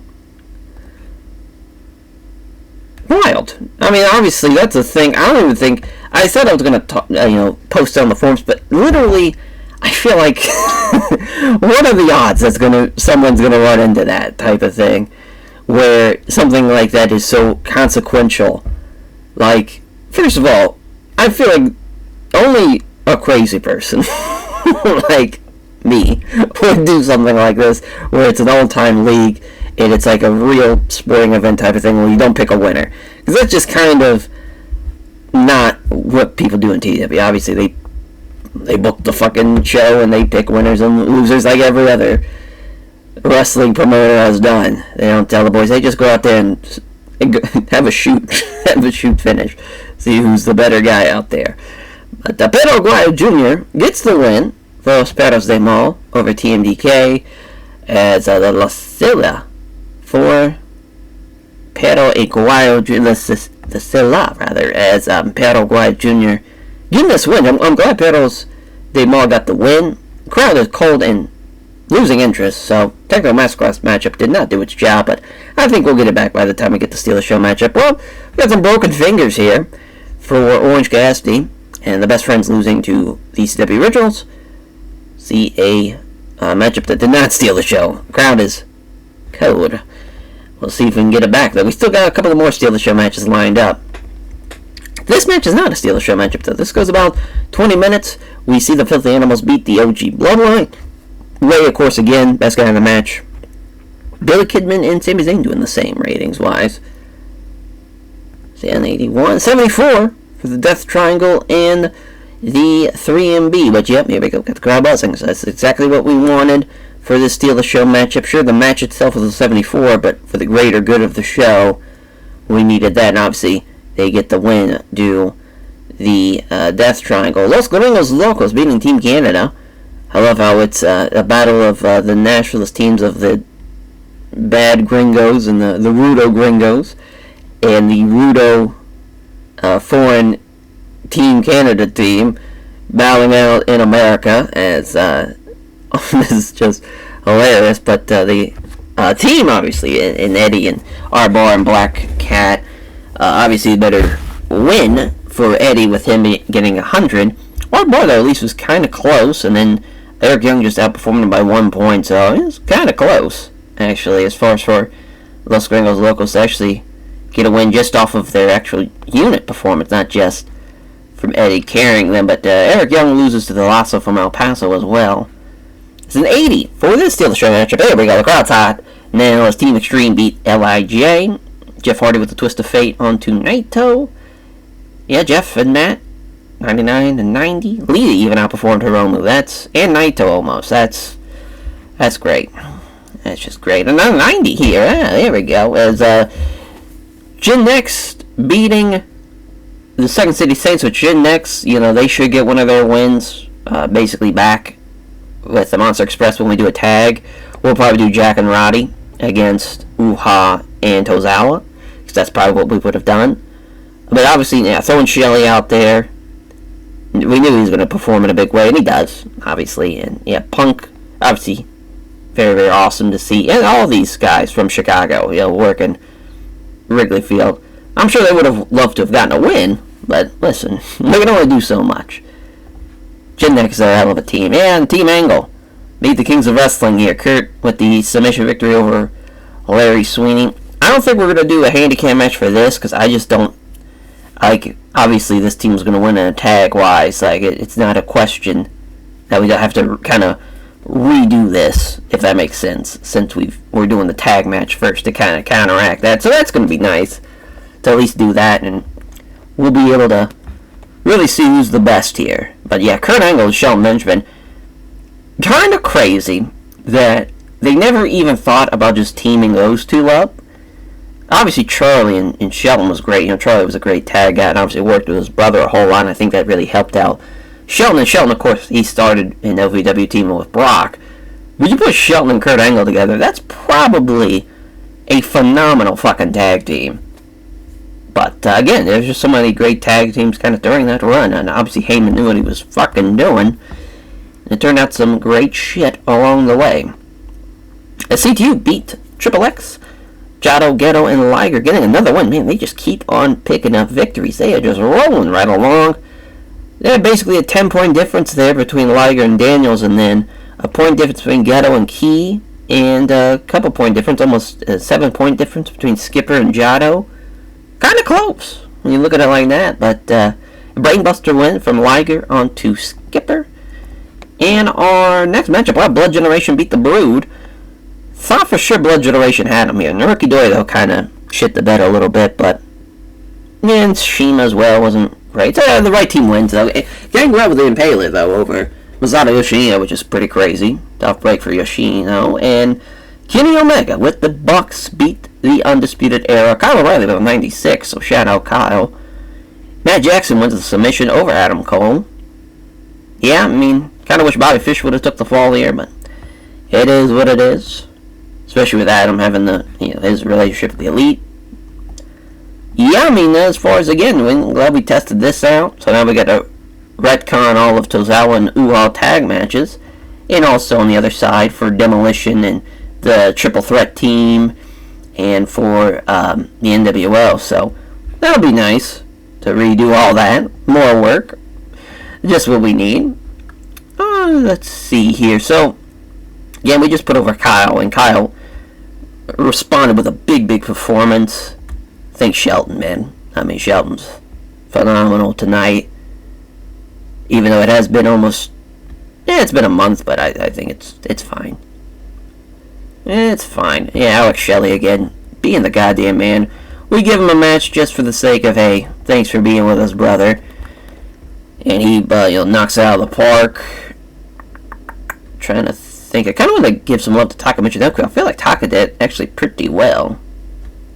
Probably not, actually. Yeah, Shingo. You're the man, buddy. They're just holding you back. Yeah, we'll put over Matt Hardy, too. I feel like we've been putting over Jeff, obviously, but we haven't been really putting over Matt, who's in the 90s now, and he's doing his thing. So I feel like that's fair. Yeah, a couple of broken fingers and a blown eardrum, but luckily they'll be fine. Yeah, didn't need to click on the financial reports, and didn't need to click on that either. Ooh. Listen. He screwed up and he should apologize. Hey. Good shit. Chad Patton. Listen. That's a non-story. Fuck those fans. Yeah, sure was a one-off for Larry Sweeney. I'm gonna fully support Stu Hart in that endeavor. I don't know what Shimo's doing, but I feel like, Noki's the man. Luckily it's minor for Juice's blown eardrum and Jinder. Can't hinder Jinder. So now we go to the next show. We're there for the National League, and now we get to try and see how that NWO match with the Hart Foundation would have gone if it was the Outsiders against Brett and Owen. Which that's going to be a hell of a match, though. It sucks it's going to be on the pre-show, but it is what it is. Alrighty, so before we get to the National League show, we do have a pre-show incident. It looks like there was a strike dispute here that has caused some local transport to be just significant delays here. So luckily it's not going to have an impact on the final attendance, but we're not going to have as much time to do regular booking meetings and whatnot, which is fine because we won't need that. We are going to go to the Palace in Auburn Hills, so hopefully there's not a fucking malice in the Palace. If there is, it's just in the ring. But as far as for locker room incidences, fucking Baba is like, hey, brother. Oh, also Terry Funk and Tama Tonga are like, hey, yeah, sure, you can come visit your fucking son, Haku, it's okay. Yeah, come on in, AJ. Oh my god, she divorced Punk in this? That's hilarious. Sure, Greg Valentine. I don't love it, but yeah, you're gonna hang out. No. Nope, Don, you're not hanging out here.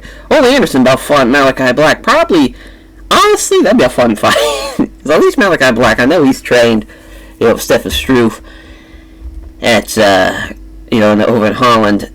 And Ole, feel like he knows how to probably work a fucking hold or two and stretch somebody out, but it's a little different when you got guys that are actually trained in MMA. We had the basic and safety training drills, and then Hunter about fought a fan, which, listen, he's been working with a broken jaw, tensions are high.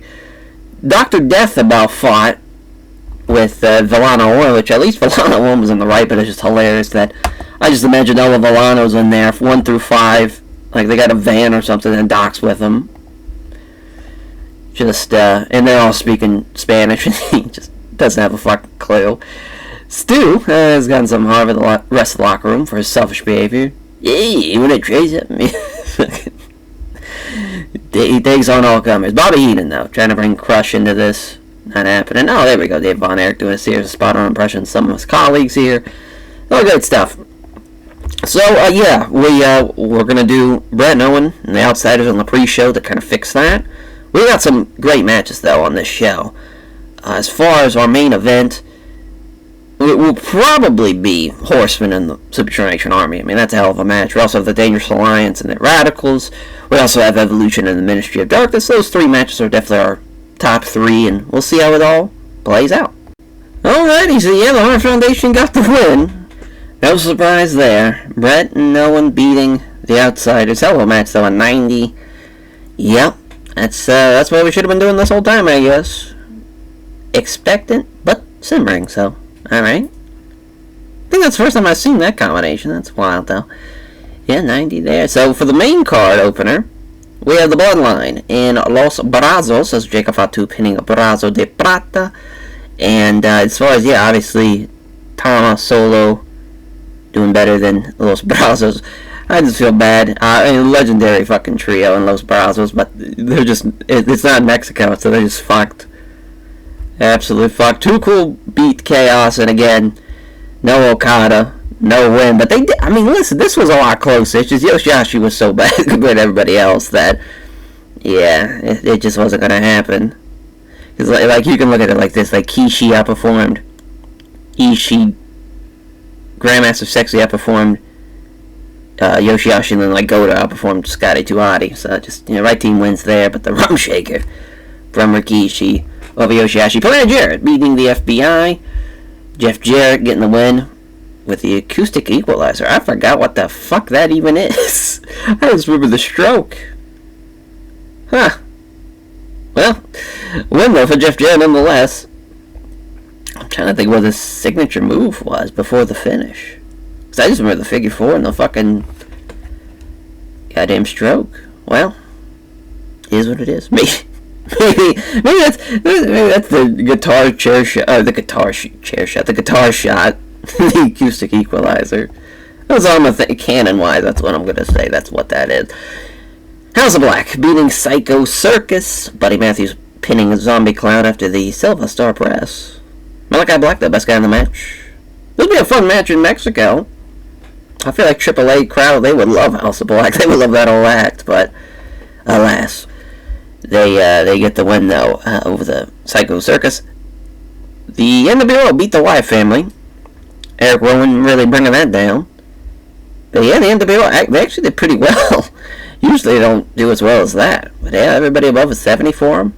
They get the win there. The Three Musketeers beat the Los Villanos. This was the technical masterclass matchup as Chono submitting Villano 4. The STF, of course, the Three Musketeers have just been performing so well because of Muto and Chono. They get another win. The Triple Threat beat Kinsuke Office. Get the greetings from Asbury Park from Bam Bam. Love that. Bork into Mihawk dumped on his fucking head. What a win, though, for the Triple Threat team, which their wins are going to get probably retconned by the looks of it. Who knows, though? You never know, as far as we'll be seeing on the next National League shows. As the Suzuki-gun team beating the new Three Musketeers. Lance Archer pinning Shibata after the Texas Tornado Slam. I mean, not going to wear an 85. Tanahashi with a 71. Give these boys a fucking win, goddammit. Killing me. Absolutely killing me. New Day, they beat the Von Erichs as Big E and Kofi and Woods. Getting the win, they outperformed them mainly because Kevin did pretty bad compared to everybody else. The Cool Runnings. Again, I forgot that he used to call the SOS that. Kind of wish he still called it that instead of the SOS, but fun name, fun idea. But as far as Demolition beating Saruta, that's crazy. What an upset. Shocking win. Crush with the full Nelson Slam over Jumbo Saruta. Pouring out for the boys there. That is insane. Thought they were going to beat them for sure. Ringkampf beat the Freebirds again. Volter in Terry Gordy. Fucking rules. That would be an awesome fucking match. Volter beats him. At least Volter and in the gang of Ringkampf get the win, but Thatcher pinning Garvin, of course. 94s and 91s, and a 90 there as far as Volter with a 94, 91 for Terry Gordy, and a 90 for Timothy Thatcher. Yeah, just Terry Gordy, I don't think Michael Hayes would have saved him there, so far it hasn't been like a huge detriment not having Michael. Revelation get another one. They beat the Bullet Club here. Brett with a submission win over Luke Gallows. Gets one with the Sharpshooter. That's a 90 as well. 96 for the Shield and DX. Ambrose beats Road Dogg. Dirty Deeds. On to Road Dogg. It's funny that they actually worked the fucking New Age Outlaws. Weird to remember that, but yeah. I think it was even at a Mania. Wasn't it Kane and the Outlaws against the Shield in their first Mania match? Fucking wild. Well, you gotta start somewhere, I guess. It could be worse. It could have been like Rock, and he's taking on the Sultan. I'm pretty sure. I'm about to say, I think he lost, but no, I think he did win over the Sultan. I hope not. I remember Rocky Johnson did a run-in afterwards. That's all I remember from that clusterfuck. Evolution beats the Ministry of Darkness. This is a huge win, huge upset. Hunter actually did pretty well, though. 97 after his broken jaws kept him out of action, but back to 100%. Taker outperformed Batista, and then Orton well, at least you can say Taker outperformed Orton, and then Batista outperformed Ron Simmons. A close match. I mean, this could have went either way. I would have been cool either way, but Evolution beating the Ministry of Darkness is massive, though. That's going to change things around, and Taker getting to the win with a pedigree as well on top of that. Our co-main, see the Dangerous Alliance beat the Radicals. We got two 99s and a 99, and even an 82. Very close match. Probably should have went to the Radicals, to be honest, but Dangerous Alliance get the win nonetheless. And Stunning Steve as well, getting with a stun gun over Perry Saturn. And 100 for our main event. Of course, we got Ric Flair, we got Masawa, Kawada, and Kobashi. Two 100s and two 99s. Can't really add anything else. I cannot believe the Four Horsemen won, though. We finally see a Super Generation Army loss. Wild. What a win for the Horsemen. That is massive. That, I mean, especially now with the tiebreaker win, too, they're going to elevate over Super Generation Army because of that. That's crazy. Crazy. What a win. I mean, that's massive. They might be the number one team going into the playoffs now, if they keep it all up. What a shocker. Where were you at the Palace of Auburn Hills when the Horsemen beat the fucking Super Generation Army? Unreal. I like that, though. I mean, Kobashi, Masao, and Kawada, you could say, obviously they did team, but it wasn't like the Andersons. You got, quote-unquote, family involved with Flair and the Andersons, and they know they've been working up and down these roads, the highways and byways, how to work a hold, cut a ring in half, and they got the job done. Shout out to them. A hell of a match, though, and that definitely made this fucking show. I mean, I feel like we just got to give hugs to all of Super Generation Army. A hell of a run. 22 wins in a row, and it finally ends here. Crazy. Absolutely crazy. Again, I thought they were never going to lose, but anything is possible. Anything is fucking possible. Trying to think who else Austin. Yeah, we've already done that. Trying to think who else we could put over. I feel like AJ. I mean, AJ's been great for the Bullet Club. And great stuff.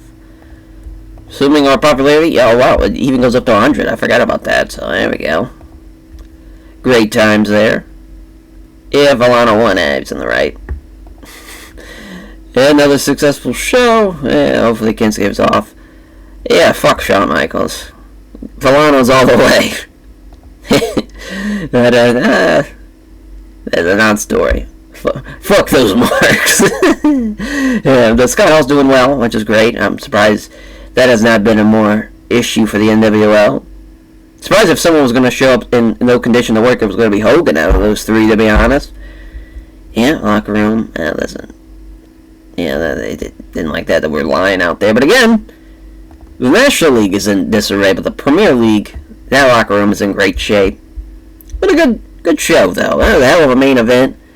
Super Generation Army losing now leaves us no undefeated teams, and goddamn, though, I mean, this is going to shake things up in a big, big way.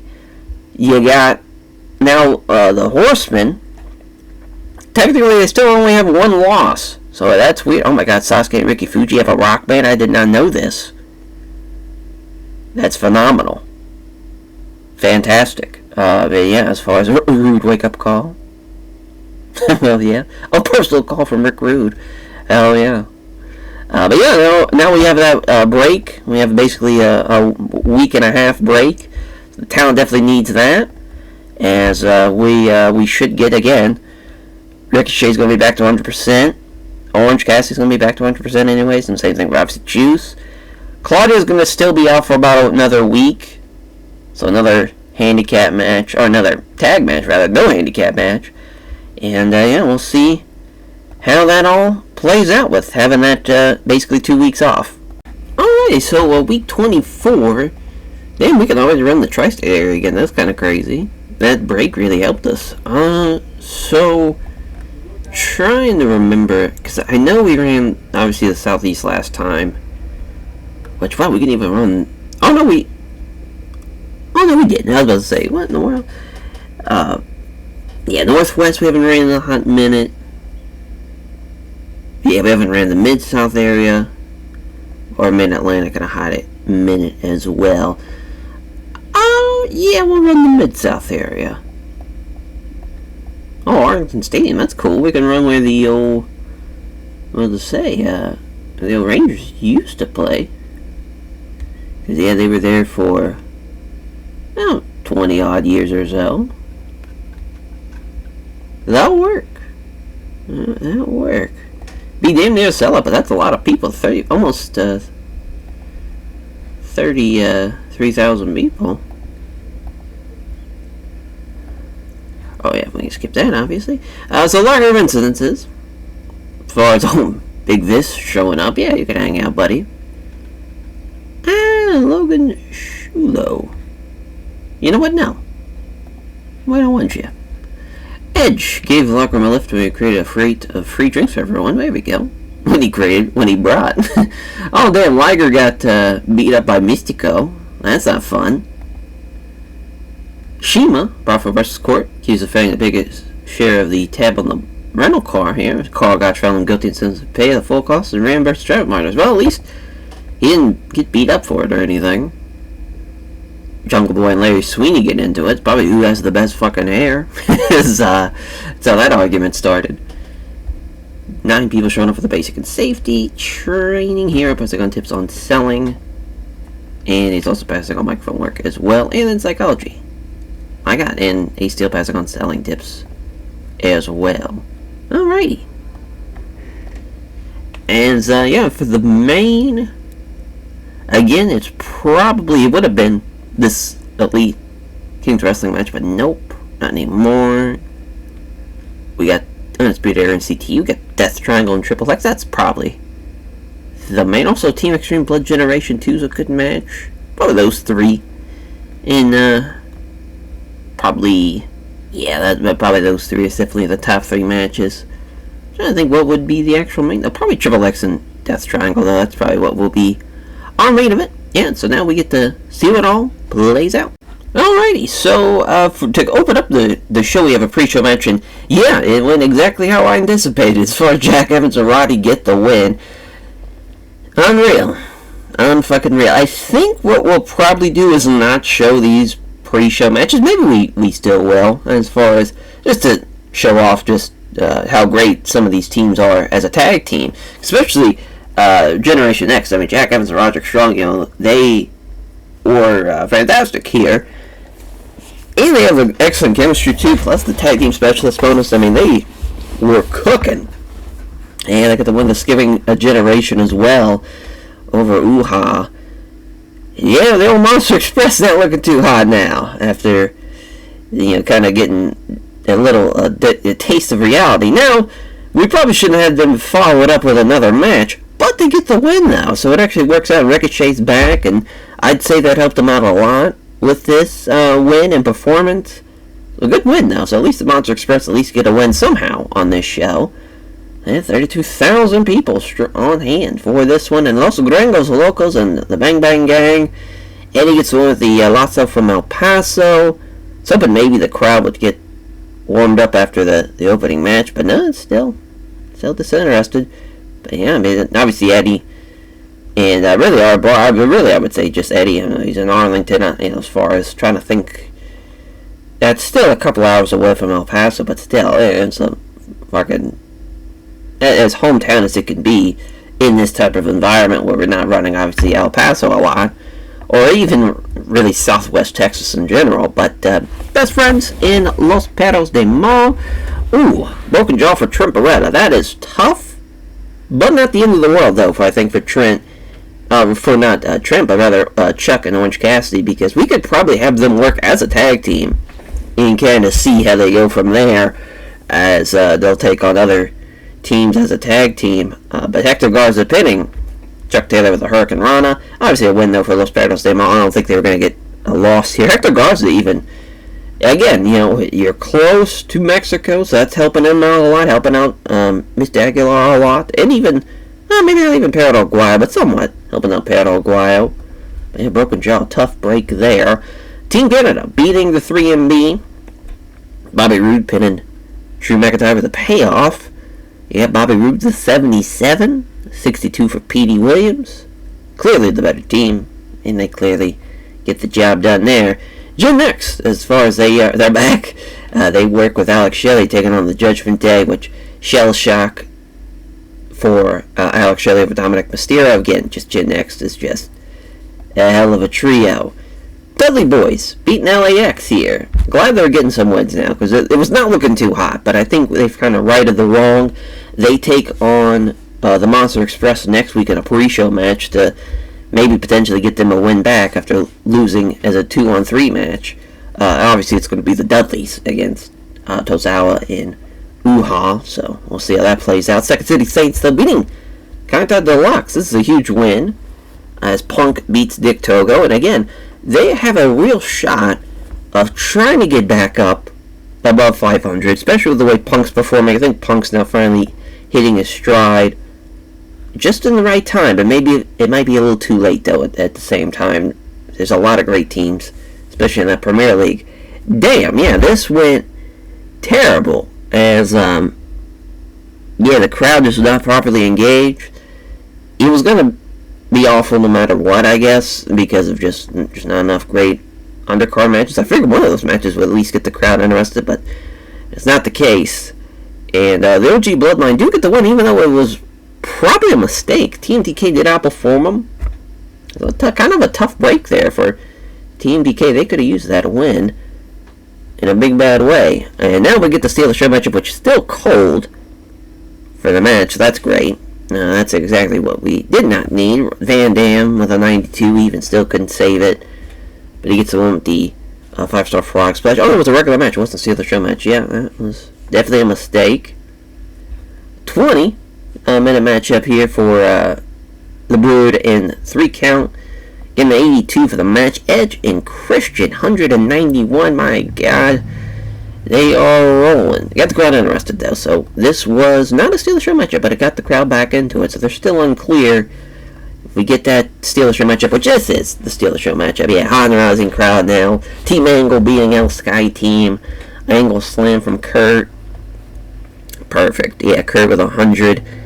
Charlie Haas outperformed Shelton Benjamin. That's crazy. I guess, yeah, he is, I was thinking he was Oklahoma State? God damn it. Oh, I'm blanking on where he went to college, but I want to say it wasn't Oklahoma, but it might have been.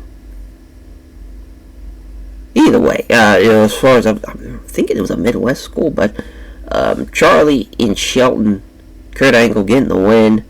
Hell of a match, especially Mystico too. Mystico and Kurt Angle, what a match that would be. As Filthy Animals and LIJ. Filthy Animals get the win here. Billy Kidman with the shooting star press. This is like I feel like this has been the multiple shooting star press we've seen tonight. But yeah, obviously Billy's shooting star press not the greatest, but yeah, Ray does well. Obviously, he does really well. He's the best guy in the match at 98, and it got the crowd hotter too. Did its job there as well. Yeah, good little match. Good little match. Oh my God, a 97 here for this. The Bucks beat the Kings of Wrestling. I figured this was going to happen with just how well they're going to do with the team chemistry plus the specialist as well. It's Nick Jackson gets one of the. He keeps on getting submission victories. No bang for your buck or nothing like that, I guess. And he beats Hero. And yeah, crowd very hot. It's going to be a tough match to top. Well, it is topped already. Next match. Team Extreme beat Blood Generation. Jeff Hardy with the Swanton Bomb over Shima. Great stuff there. 99 from Jeff, 93 from Matt, 90 from Yoshino, and then an 86 from Naruki Doi. That probably should have been the main, as he had the next match, Undisputed Era, CTU. What a huge win for Undisputed Era. That is massive. An upset win. But really not, it's not actually an upset win. It feels like it, though. At least standings-wise, it's an upset win, but performance-wise, that was the right team who got the win. Adam Cole with the Panama Sunrise over Ghetto as well.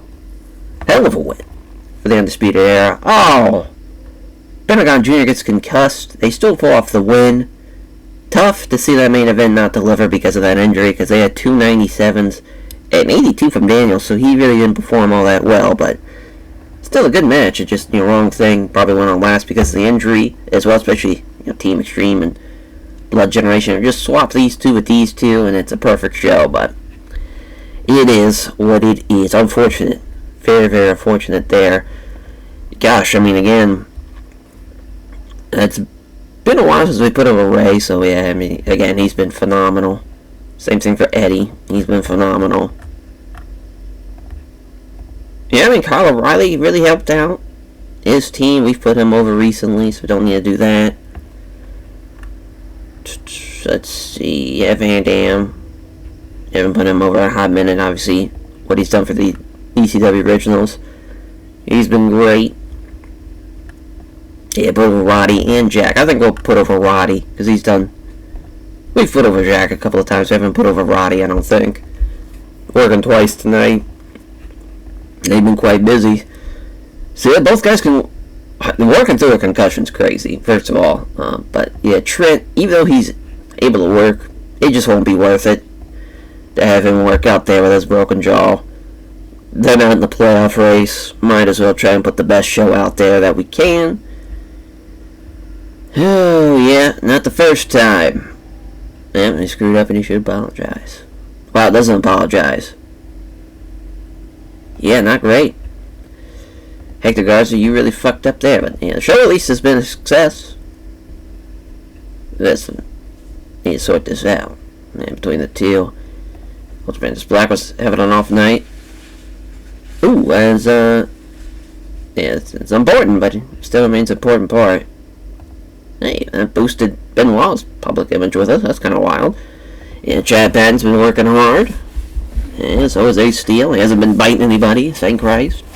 Yeah, all in all, it could have been worse. Could have been a lot worse with that show, especially that concussion. We're very lucky that the injuries haven't been extremely major. Okada's was awful, and obviously Juristico got extremely lucky that we just replaced him with Mystico, but that could have been a lot worse. Again, with that concussion, could have been massive blow for the Death Triangle. And now we go to the National League to see how Week 24 shapes up for them. Alrighty, so for the National League, Ken Shamrock is wanting to hang out. Yeah, come on in. Arquette wants to hang out. Yeah, there we go. It's younger sibling, his goddamn son. As Rikishi passing on microphone work. Dude, Jacob felt too damn. I don't want to disparage Fritz. Yeah, that's not a good idea. Not a good idea. Causing damage to the rental car, not paying for it. That fan's lucky Rick Rude didn't beat his fucking ass. And Billy Gunn spreading rumors about Minoru Suzuki. Again, that'd be a hell of a fight, though. I will say that. Obviously, Minoru Suzuki it would win this fight, but Billy Gunn's a big dude. He at least got a puncher's chance, I would say, damn near. But Suzuki's not gonna let it get to that. He'll just grapple up with him and absolutely fuck him up. And Hebner Pezon's tips on being more consistent than Chad Patton. Of course, Xbox trained with Boris. Trained under Boris, rather, but as far as Boris passing on microphone work to him. Fuchi passing on selling tips to Carl Gotch. Should have been the other way around. The microphone air got ripped a little bit. Oh. As far as how much it started being influenced by Triple H.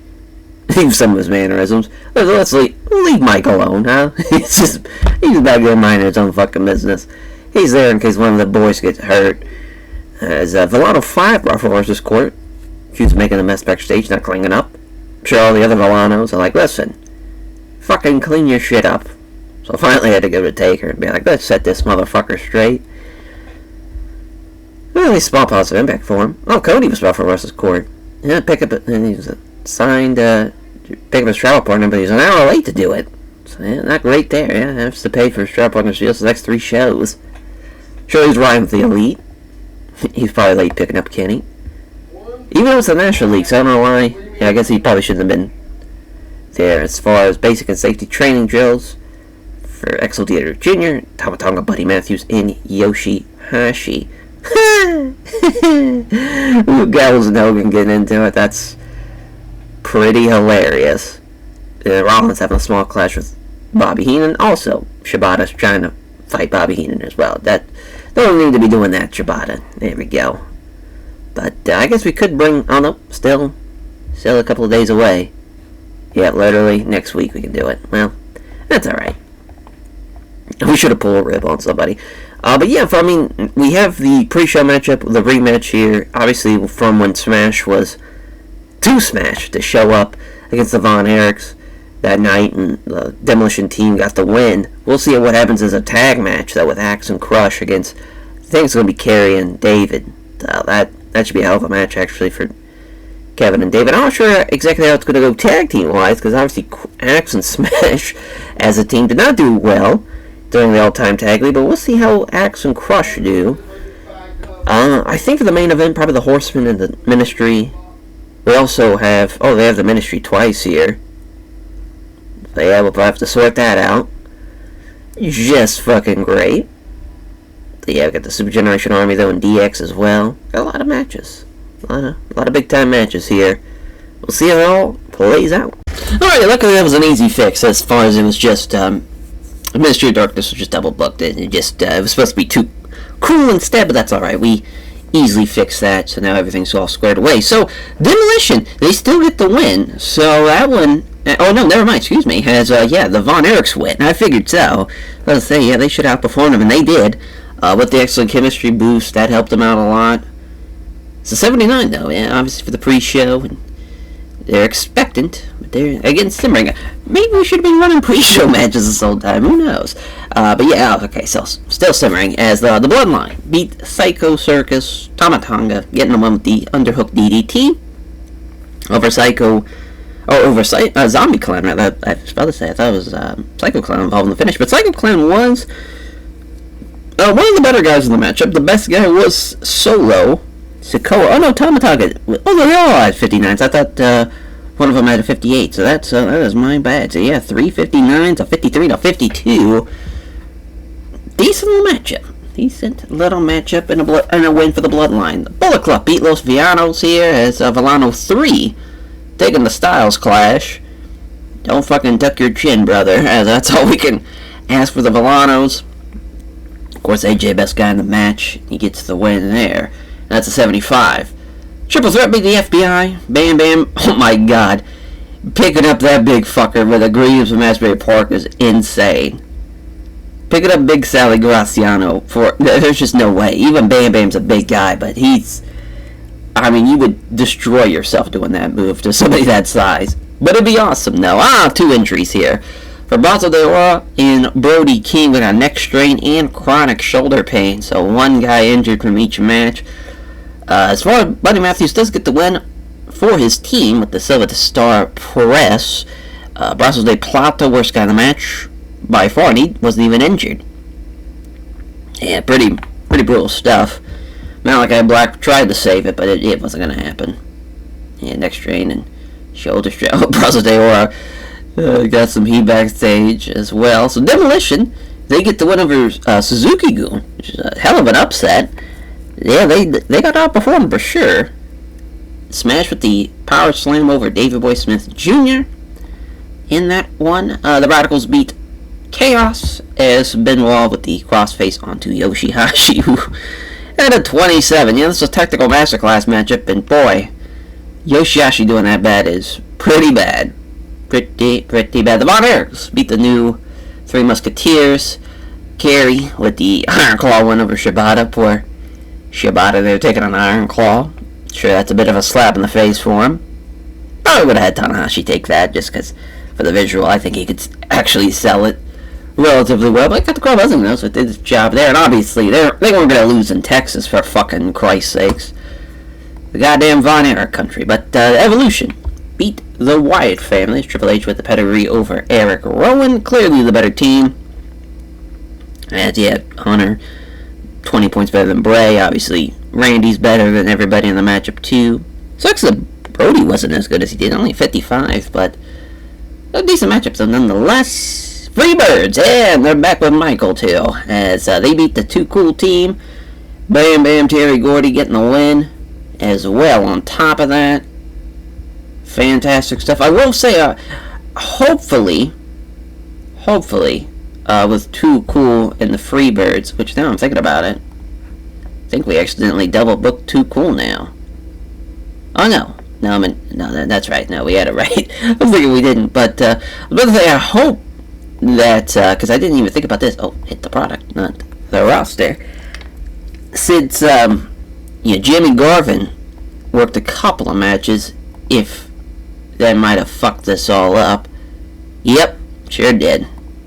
Well, unnecessary there for the old Freebirds match against Too Cool. Oh, well. So, we'll go back to the action. Is the Shield beating Kinsuke Office. Roman Reigns pinning Kinsuke with a spear in 23 minutes. So, win for the Shield. Obviously, they're a better team. So, we move on to the Hart Foundation, the Planet Jarrett team. Bret Hart getting the submission win with the sharpshooter over James Storm. Clearly the best guy in the matchup and the better team. Another one for the Hart Foundation, who are in the playoff hunt and looking to secure a spot with each win, as Hogan with the slam over Matsup for Chiefs, the finish. Hilarious. If Matsup for Chiefs was just a little bit better, he would have helped his team out tremendously here, but just as far as severely outperformed, and it's probably the reason why they lost that. Three Musketeers being the New Day, as far as Muto and Chono doing the heavy lifting on this one. STF, though, from Chono onto Xavier Woods. Second at 91. Oh, Kobashi breaks some of his fingers. This hurt this finish. But as far as Yakuza Kobashi for the 78, broken fingers. Tough injury to go through.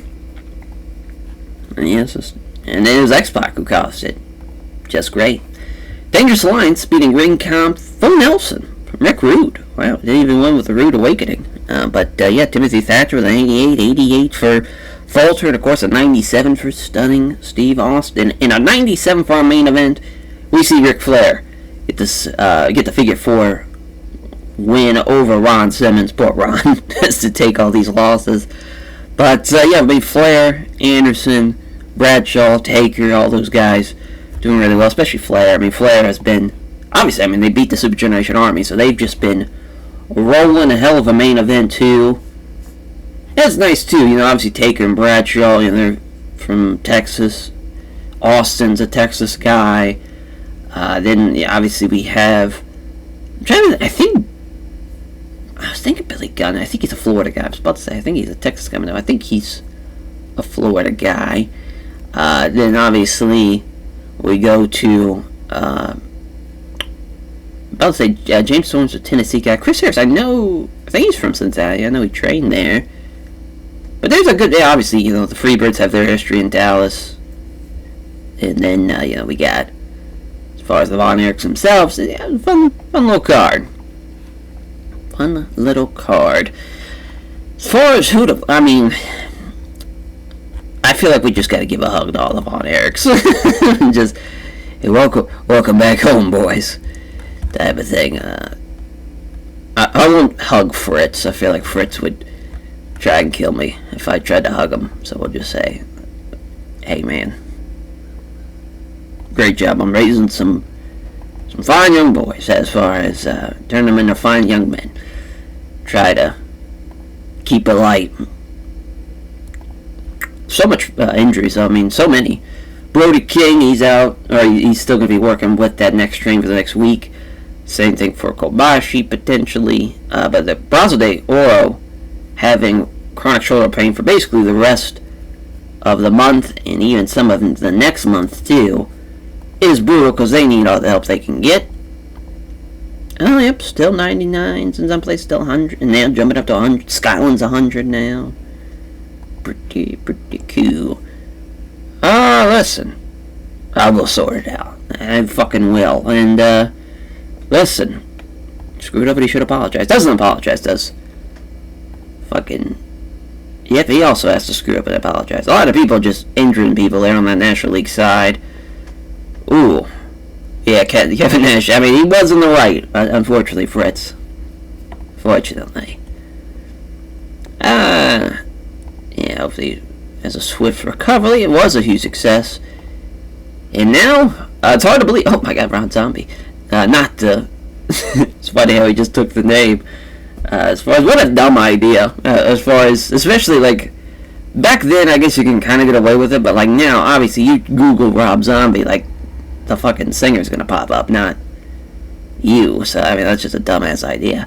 But, yeah, I mean, as far as we are past the halfway point, or going into the halfway point of the episode now, we just have weeks 25, 26, 27, 28 left of this episode, and then it will just be down to, when we come back for the next week's episode, it will be just weeks 29, 30, and 31, and then we'll be into the fun kind of part of this, where we're going to have the All-Star Showdown show. We're going to do the National League versus Premier League show. We're going to have all the playoffs then as far as its own episode, and now we'll do it for the All-Time Tag League, just like that. But, yeah, on to week 25 we go.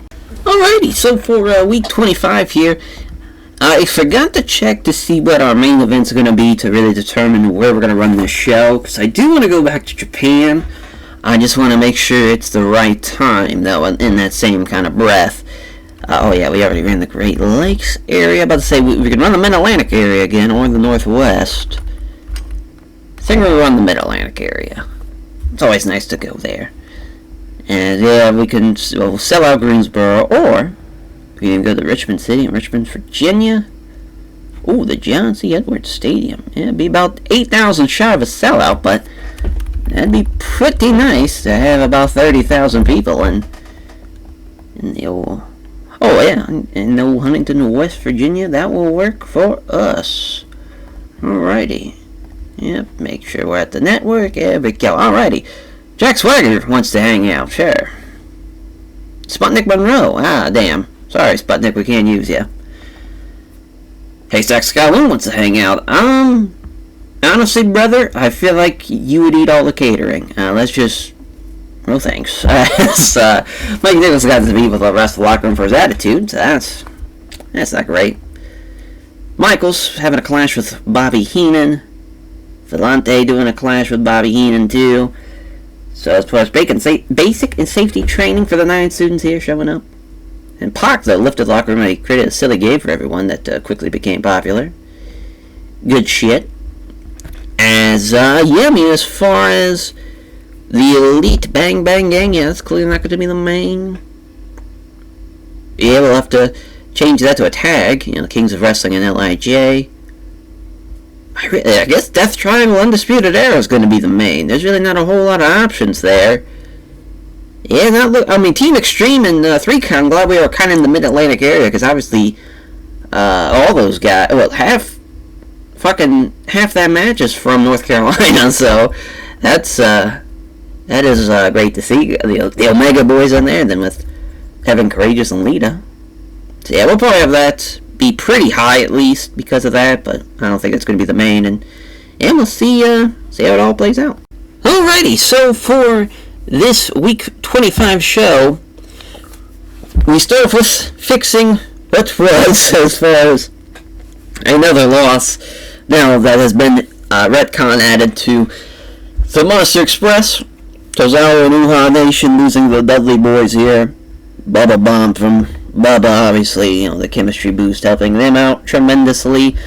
This is not the only tag match, though, on this show. We'll talk about that when we get there, but let's just say someone didn't want to work with somebody. It's the Judgment Day. They beat Kai Tai Deluxe, which is actually a hell of a win for them. They needed this win in a big way.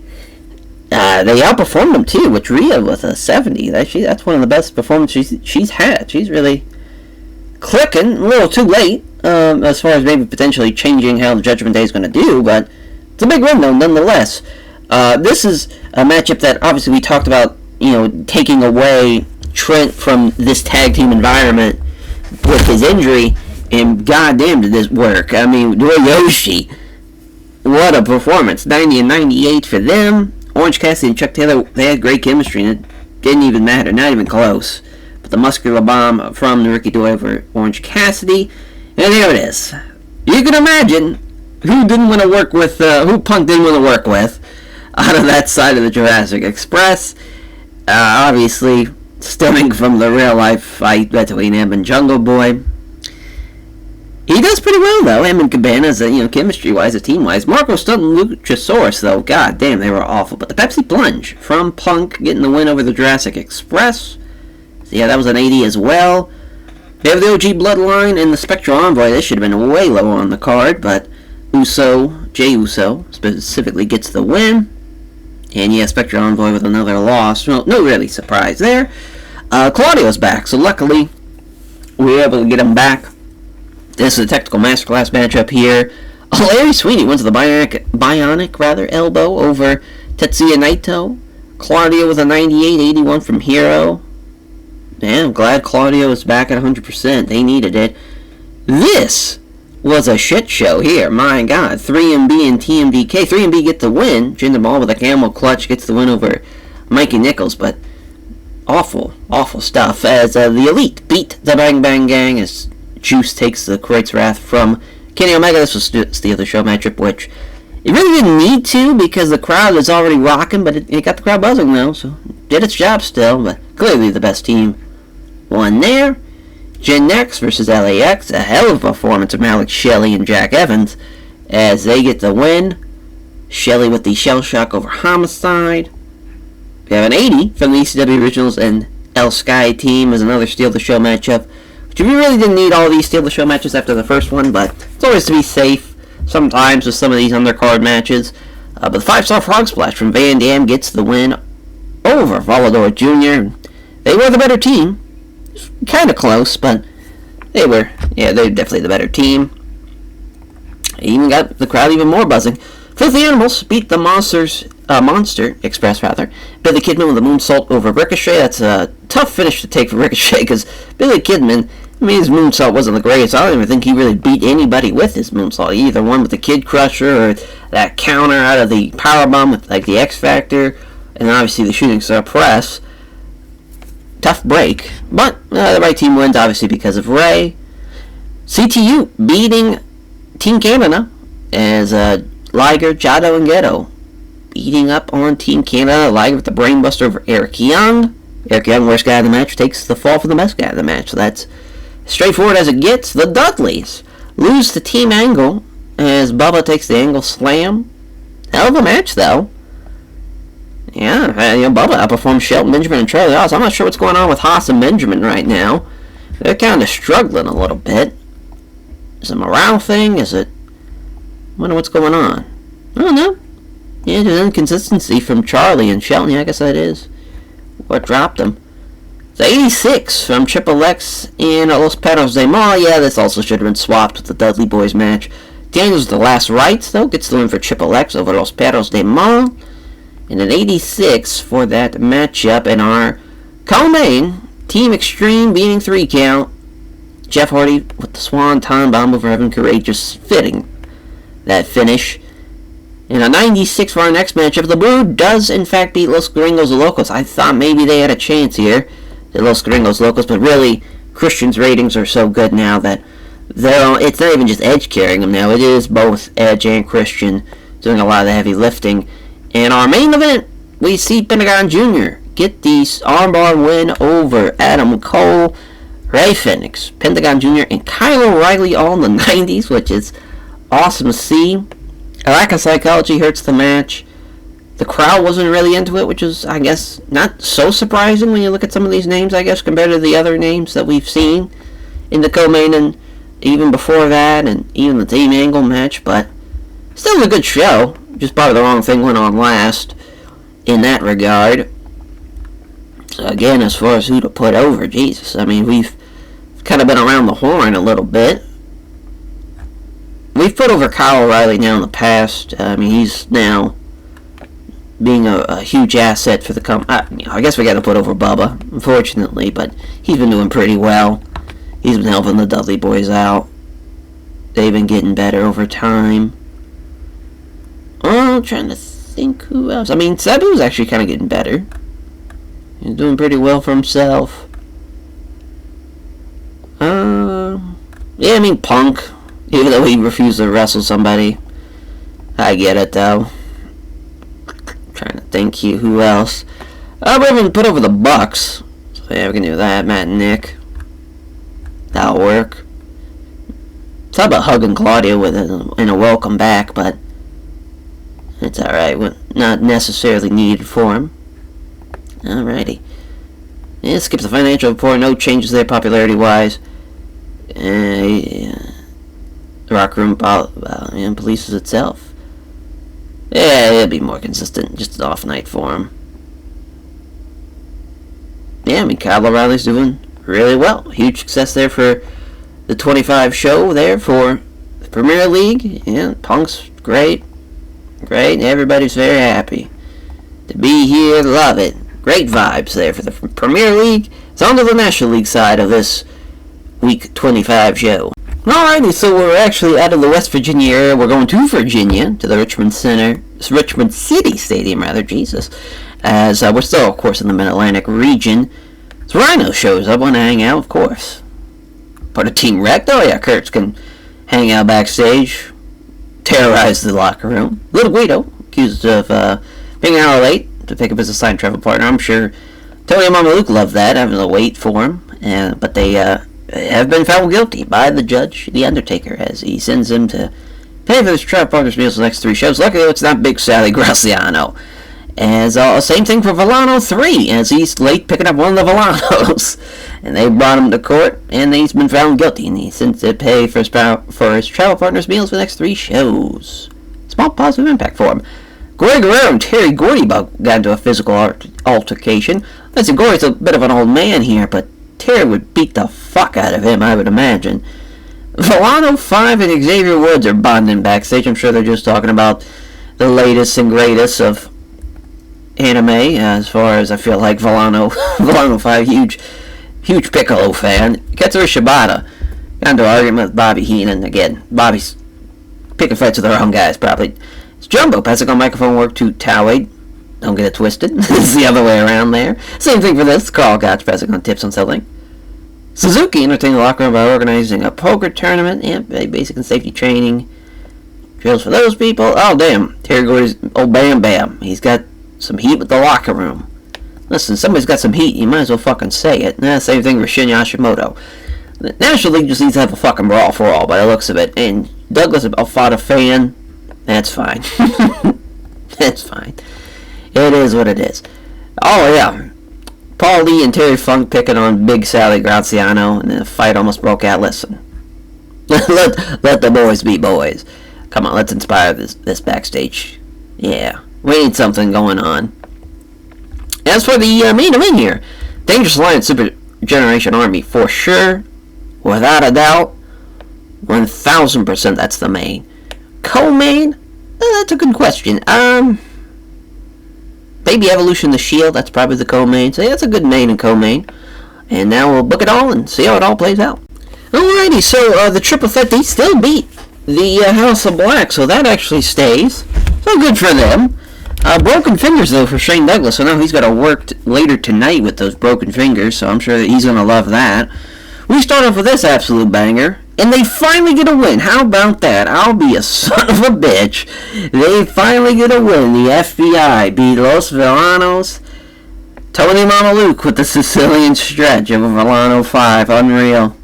Listen, there's a team that needed a win. I don't know if there's a team that has needed to win more in this entire fucking thing than the FBI. So no more winless teams. It took 25 weeks, but we did it. Bullet Club beating Psycho Circus here after the abysmal opener, but AJ again picking up another Styles Clash win, and he keeps on getting wins for this Bullet Club side. God damn, though, picking up Zombie Clown for a Styles Clash is pretty crazy. The Freebirds, which we went back to Jimmy Garvin, probably shouldn't have, but we just went with it just for the sake of it was already there on the pre-booking things, so just like, fuck it. But they take on Brazo de Oro, Blazo de Plata, and El Brazo, which, I mean, the match is not going to be great. It's just going to get carried by Terry Gordy, which he does, in fact, get the win for the Freebirds. The new three Musketeers, rather, take on the Triple Threat. Bam Bam with the Greens from Asbury Park onto Shinsuke, of course, Douglas had to work with those broken fingers. I thought maybe that might have cost him the finish, but nope, they still get it done. Ooh, neck nerve damage for Dean Malenko. Now that is a tough injury. And for Chris and for Perry, we can either A, have them forfeit, so I'm assuming Dean's not going to be able to work, or we keep them going with tag matches, but there's just, I feel like it'd kind of be a waste for them to keep working tags because, again, they're in a spot for the playoffs. Now with Dean out, Chris, I don't think is going to be able to do it by himself. I mean, he might be able to with Perry, but I just don't think it's going to happen. That's a potential change there for the Radicals in a bad way, though. Man, that's tough. And this was the Tactical Masterclass matchup, too, so now the crowd's really fucking pissed. Tama Tonga caused it, too. We got a thigh muscle strain onto Scotty here. Tukudu, in fact, beat Demolition, though. Smash taking the loss. Oh, an upset. Upset for sure. But yeah, 58, not a great match there. Steal the show matchup, which I kind of did. Got the crowd warmed back up, at least. Volter with the powerbomb on Goto. I've seen Volter and Timothy Thatcher doing the heavy lifting of this one, but at least Goto's in the 60s. So it's Axel Dieter Jr. outperforming the video on that Chaos side, too. It's kind of wild. New Day beat the Wyatts. Kofi with a cross body block onto Eric Rowan. Yeah, they were the better team. Makes sense there. Everybody outperformed. Everybody on the Wyatt side. Kinsuke Office beating Suzuki-gun. Kinsuke with the lariat over Davey Boy Smith Jr. Yeah, they were the better team. Yeah, got the, well, actually, they were the better team. So good call there. Nakajima, best guy in the match. It's kind of wild. There we go, hot and rising here for this Ministry of Darkness, House of Black match. We see the Ministry get the win. Clothesline from Hell from Bradshaw on to Buddy Matthews. I'm sure he took a sick bump for it, too. Fun finish. There's the Hart Foundation. Beat the Von Erichs. Two of wrestling's best families here, is really, when you think about it, as far as Hart Foundation and the Von Erichs. Obviously, brothers, just for David, Kerry, and Kevin. But you got, as far as brother-in-laws, with old Davey in there. But still, nonetheless, a hell of a match. Right team wins, too. Brett gets the win over Kevin with the sharpshooter, which Kevin was the worst guy in the match, so it makes sense. He takes the fall, or takes the submission in this case. Masahiro Chono with another win here for this Three Musketeers team. He gets the win with the STF over Chris Harris for Planet Jarrett. Yeah, the Musketeers, I mean, they're going to be a tough team to beat, especially if Hashimoto ever gets this shit together. Surudagun beating DX. Masato Fuchi wins with a backdrop. That's insane. And that was an 82 for the segment rating. And our co-main event, a hell of a match. Obviously, in real life, we've seen this match. Just different eras. As, of course, Prime Evolution versus Prime Shield. Hell of a match, and Hunter gets the win, dude. Gets the pedigree win over Roman. Kind of crazy. They were the better team. Was the Shield. They probably should have won that match. Looking back on that. And the Horsemen beat the NWO. I'm sure that's, especially in the Mid-Atlantic region, that's exactly what the Horsemen needed. Avenging their 97 booking against the NWO in the 96 booking. Good for them. Good for them. Flair's vindicated against the NWO in that one. And then our main event at 99, and how about that? Not just one, but two losses now for the Super Generation Army. There's Bobby Eaton with the flapjack on Misawa. How about that? What an upset. An insane win. Hell of a match, though. Crazy, though. I cannot believe they lost that match. So now, I mean, they were running the table. And now, I mean, they'll still make the playoffs, but they might not even be a top 4 or 5 team anymore now with all these losses if they keep it up. Crazy. Absolutely crazy. As far as who to put over, gosh, as far as starting Steve, since it's been a while, then, I don't see Owen on here. Oh, no, yep, Owen is there, damn. Can't use Owen. Yeah, give a hug to old Dean Malenko. That's, just tough. Nerve damage. I'm sure he's going to be out for a hot minute with that. So, finally, the first kind of big injury. Oh, no, it's another National League injury. So, yeah, that's a third big one, too, for the National League. Very, very tough. Oh, Katsuhiko Nakajima's doing well. Yeah, great performance, kid. Then, unfortunately, Hunter was pretty fantastic tonight. Had to put him over. You're worthless. Yeah, well, won't be nice. Yep, 442 days to be exact. Oh, yeah. He'll be out for half of the year.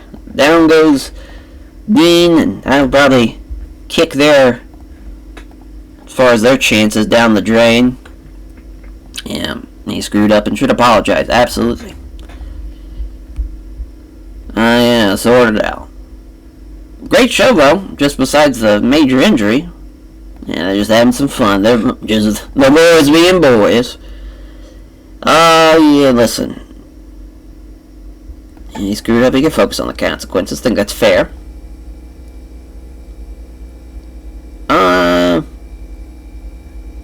Yeah, listen. Fully support him. He's standing up for himself. Fuck those goddamn marks. But, yeah, I mean, as far as 25 weeks have come and gone, now going to the final final 6 shows of this episode. As on to week 26. Without Dean Malenko, though, man, the Radicals, what a tough break. Tough break for them. We'll see how they bounce back. Alrighty, so we will be in the U.S. probably for the last time this episode, because I want to run Osaka in week 27, and in week 28 we'll run Tokyo. So, I mean, I guess we could run Canada, since we haven't been there in a hot minute, but at the same time, we haven't ran the Northwest in a hot minute. Still haven't ran New England in a hot minute, or the Midwest, so got those places still. Yeah, we'll knock out the Northwest, the old Pacific Northwest. Oh, yeah, yeah, looks like it's going to be the old Key Arena, or, yeah, we'll run the old Key Arena. Although we ran there last time, so yeah, we'll run Portland, the Moda Center. I believe I think it's after this National League show, that week 26 show, we'll be caught up on all the handicap matches, so that'll be nice. There'll be no more pre-show stuff. Triple Strongbow wants to hang out. Not really. Umaga, though, sure you can hang out here. You got everybody, and that's your fucking family back here. You might as well, Pedro Guardo Jr. has an idea to enhance his character. We might use that. Create a finish from Hollow Wicked, I believe. I clicked it so fast, I didn't even pay attention because I just saw create a finish and said, fuck it, we can't use that anyways. Basic and safety training for the 9 students here. Mystico getting 8 with some of the people backstage. Yeah. Checks out. Ultraman is black, trying to fight Stu Hart. Not a good idea to be trying Stu Hart. He might be an old man, but he will fuck you up. Hero passing out microphone work to Claudio. And microphone work to Frightmare. And selling to Hollow Wicked. There we go. Yeah, Bobby Heenan, was in fine form before the show, keeping everyone in a great mood with the Solaris Road stories. Dick Togo being influenced by Jeff Hardy, hopefully in a good way. Hopefully not in the drugs way. As Ricochet and Volante, butted heads backstage. Both furious with each other. Same thing for Edge and Juice. Juice should have beat his fucking ass. Yeah, we'll skip that, obviously. Our fall main event. Team Extreme Los Gringos Locos was never a bad idea. Either or, but well. Hopefully nothing bad happens as he returns to Portland. Yeah, and obviously, the Broom Elite's probably going to be the main. That will be the co-main. Gen X is also a great match, especially for that Northwest crowd. You know, Jack Evans being back in the Portland area. So that'd be fun. Damn, that's a hell of a... I mean, that's a 1, 2, 3... combination there. I mean, I would probably have Gen X and Team Angle be the co-main now. That's a hell of a... This is going to be a great show. I can't wait to see how it plays out. Alrighty, so we start off with the Spectral Envoy of the Monster Express. What a shit show this is. Uha gets the win with the Uha combination. Obviously, Ricochet, best guy in the match, and clearly they were going to be the better team with that performance. The Judgment Day beat the Jurassic Express. That's a great win for them. And they outperformed them, specifically with Rhea Ripley and Damian Priest, but also Dom outperformed both Marco Stunt and Luchasaurus. But yeah, this crowd was quite disinterested, and I don't blame them one bit. 3 count, beating the best friends. Shane Helms with a vertebrae under a broken jaw, having Trent Beretta, which, yeah, we probably didn't need to have Trent out there, but I was just like, fuck it, it's going to be a decent match with all the guys out there. Kaientai Deluxe beating LAX. Dick Togo with the diving senton onto Homicide. LAX have been losing a lot of matches that they probably shouldn't be losing. This one, for sure, but I will say that at least Taka outperformed Ortiz in Homicide, but they clearly outperformed Dick Togo and Mince Tao, so definitely, I'd say the wrong team won. CTU beating Bang Bang Gang. Liger with a Liger bomb onto Austin Gunn. Another win for CTU. Triple X beating TMDK. Yeah, crowd not really engaged, so this technical masterclass matchup kind of stinks, but Daniels went with last rights, and he had a 93 as well. He did pretty well in that environment. Steal the Show matchup, which does not steal the show.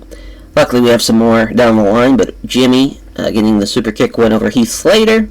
This makes sense for it not really hitting as well as I would have hoped, because, yeah, Steal the Show matchup needed to be a little bit better. Here we go. This got the crowd buzzing.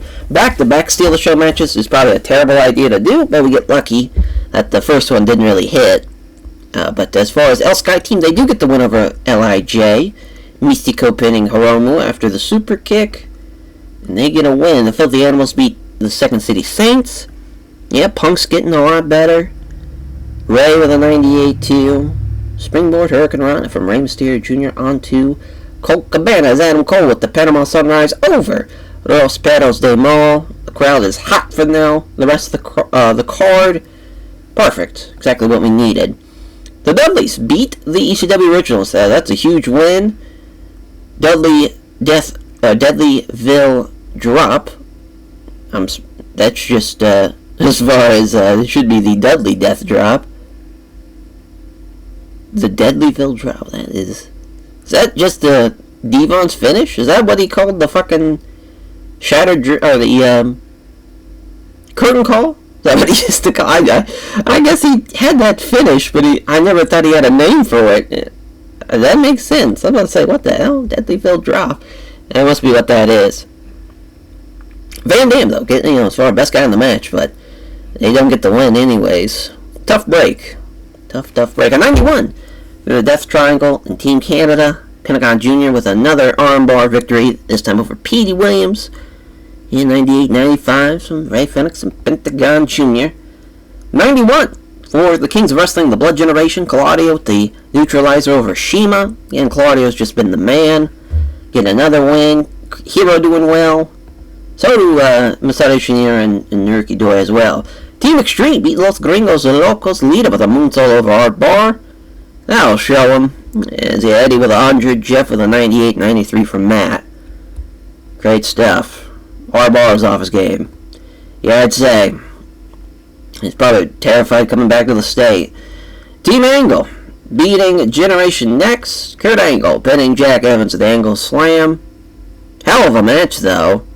97 and 100 for Shelley and Kurt Angle, which had been a phenomenal match. Shelton Benjamin outperformed Roddy and Jack, and then Charlie Haas gets outperformed. So, realistically, I mean, not a crazy upset if this would have happened, if Generation Next would have won, because they probably were the better team, honestly, out of that performance. And the Brood beat the Elite. How about that? Edge of the downward spiral over Matt Jackson. That is for sure an upset. Crazy. At least Edge outperformed Matt, but and Edge and Christian now. Nick Christian's almost he's 91 now. He's almost in the hundreds. Wild. Hell of a main event, though. Hell of a show. I mean, again, the Premier League is just taken off, and they've been phenomenal. Another 100 show. Gosh, I mean, what could we say? You know, Edge and Christian, they've been phenomenal. Put those guys over.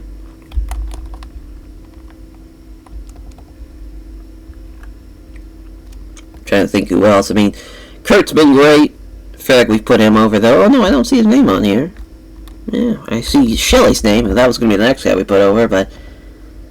And, let's see, Jeff and Matt. Yeah, Jeff's been doing pretty well. We haven't put over Jeff in a hot minute, so we'll do that as well. Basically, WF in the year 2001.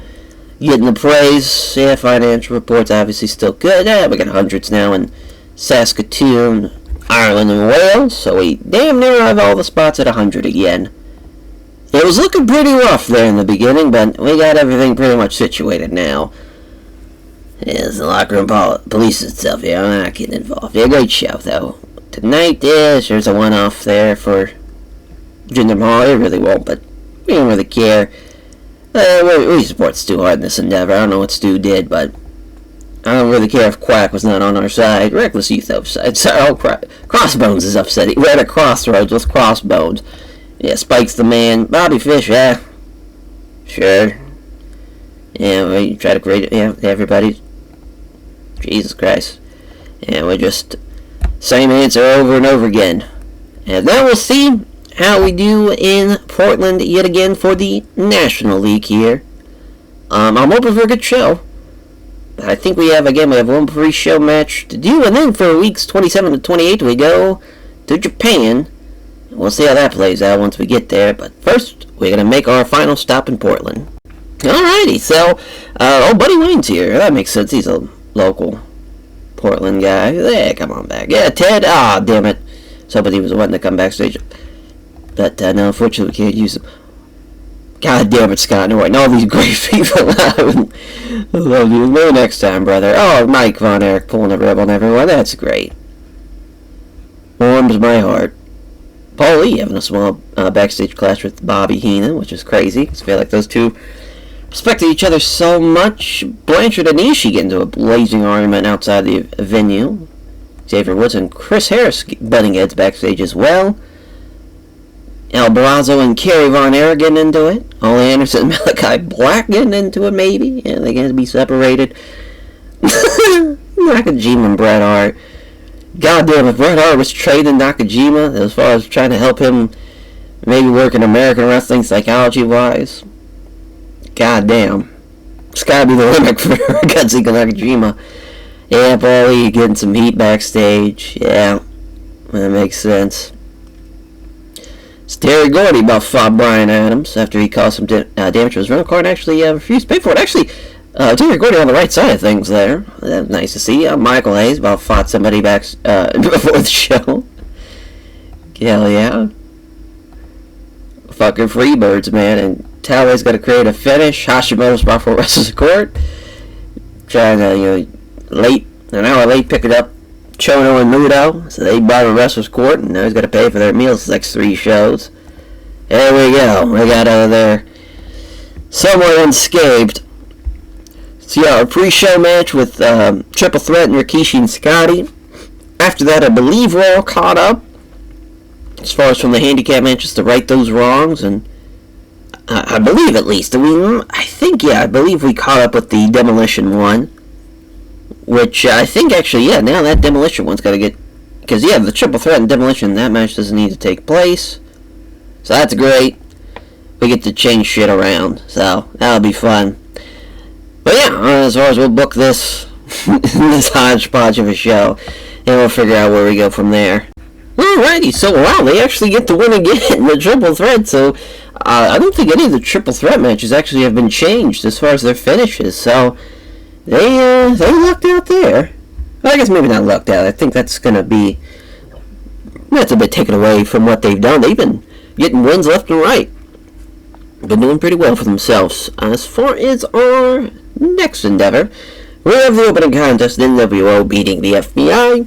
Hogan with the big boot and the leg drop on Big Sally Graziano. Thank God he doesn't slam him. But yeah, obviously, this was just a get in there, get out of there type of match. Four Horsemen beating Los Brazos as well. Another kind of get in there, get out of there type of thing, especially with Brazo de Oro's injury. And just making sure for the Horsemen, they're just trying to get out of there healthy to make their run in the playoffs. That they'll be making it in just 2 months' time. Well enough, it starts in September. Psycho Circus beating Chaos. That's their first win in a hot-ass minute. Probably, they outperformed 2 of the 3, so I guess that's fair. Just Goto did as well as he did. He was almost in the 60s. But not a great match here. Just guys are not over, unfortunately. DX, though, beating Too Cool, another loss for the Too Cool tonight, as with Grandmaster Sexy and Scotty Duati and Rikishi, everybody below a 60 for that team. Obviously, the right team wins there with DX because of their performance.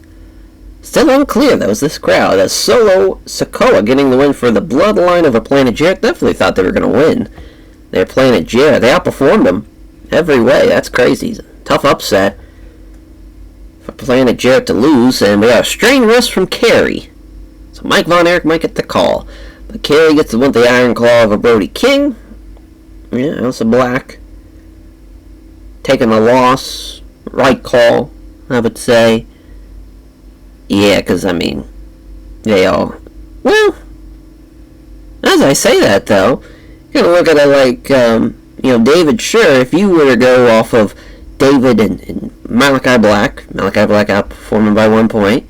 If you go Brody King and Kevin, Brody outperforming by 1 point, and then you have, obviously, the jump between Kerry and Buddy Matthews, which you could, I'd still say, the Von Erichs had the right call to win that one. Law Foundation beating Los Villanos, as this was the technical masterclass match, which actually got the crowd warmed up here, so that's kind of crazy that it did that. As far as, still not a great match by any means, but gets the win, though, for the Hart Foundations. They're out and getting the win. Steal the show match up here for the Ministry of Darkness and the Wyatt family, which is a very fun match to put together. Ron Simmons with the Spinebuster win. I feel like that's Ron's kind of one of his first wins for the Ministry of Darkness. Clearly the better team was the Ministry. And Muto and Chono do in fact beat the Radicals. Yeah, had a feeling that was going to happen, but hey, it was a nice tag match, so I'm glad we were able to work it out. A White Hot crowd too, so that's perfect. Triple Threat beat Demolition. I was thinking they had already wrestled. They have not, so I had that confused with the Axe and Crush tag match against the Von Erichs. I don't know why I was thinking. As far as I remember, they had a tag match on the pre-show. I was thinking, it was the Triple Threat, but now that was way off. But Bam Bam getting the win with the diving headbutt, though. The Chichubu Cement from Tearaway on to Kento Miyahara. That's a 22-minute matchup there. Saruta Gun getting the win. Much needed win, too. Well, then Jumbo actually wasn't so great. Tearaway, best guy in the match. Super Generation Army, they get a win here. They beat the new Age 3 Musketeers. It sucks we couldn't do this in Japan, but it was just kind of like, well, it would have been a great match, obviously, having worked Japan, but it still is going to be a good match here, so it wasn't that big of a drop-off. As far as the Dangerous Alliance beating the New Day, Stunning Steve, that's all he could do, was try and carry this matchup, but wasn't going to be enough. Freebirds, Shield, Rollins pinning Michael Hayes up to the pedigree. Clearly well, maybe not clearly. Actually, probably but I'd say clearly. Yeah, they were the better team. Yeah, Michaels. I guess we could probably replace Buddy with Jimmy Jam to help them out a little bit towards the end, but I feel like it wouldn't kind of be fair, but kinda is what it is at this point. Bullet Club, though, getting a win here over Rainkoff. Did not see that one coming. AJ pins Axel Dieter Jr.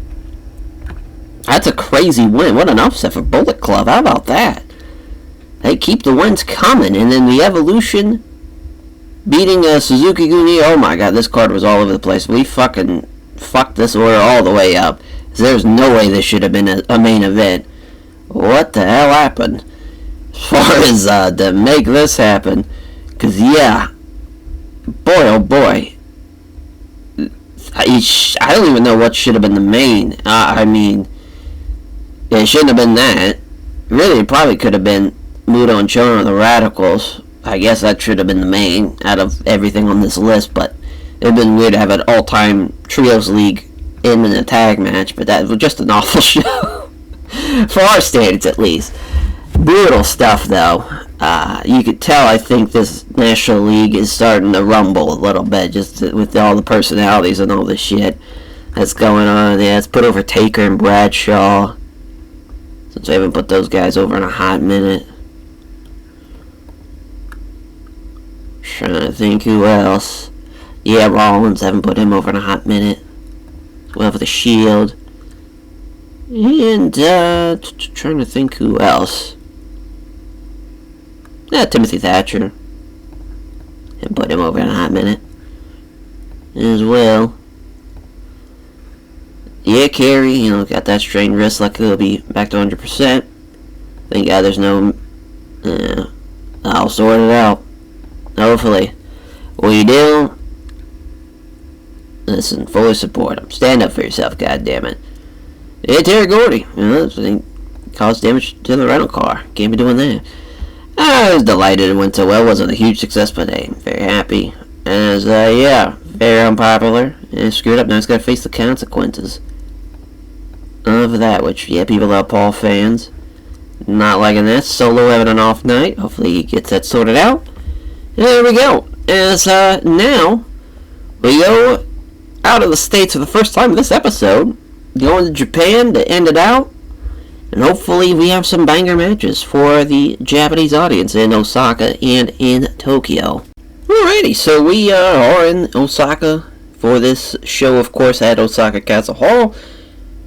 Will be a hell of a show here, I think. I think we got a great main event, though. The Elite will be taken on as far as Team Extreme, and that's a great match. Kamikaze wants to show up as far as he's got a friendship with Masao Quad. Unfortunately, though, we can't use your brother. Hiroshi, no, you can't hang out backstage. Sorry, Izuka, we can't use you. Nick Jackson and Valente. I felt like Valente about fought Matt Jackson the other week, so they just keep on trying to fight. Again, Shawn Michaels and Bobby Heenan button heads, some basic and safety training for some of the students before the show. They tried to punk a Cabana pulling a rib on Ultraman Black, and they about fought. Oh, they didn't even pull a rib, they just tried to fight him. Well, that's just being some fucking bullies there. Ace Steel passing on microphone work to Cabana. Ace Steel passing on psychology to Lita. And then Gordon pulls a rib on Ace Steel. Fucking... Oh, Gordon. We don't need to do any of that. Since we can't do it anyways. But yeah, that's the main, that Elite Team Extreme matchup. I do love that Kai and Tai take on Team Angle here in Japan. As far as the co-main, that's a great question. I have no fucking idea.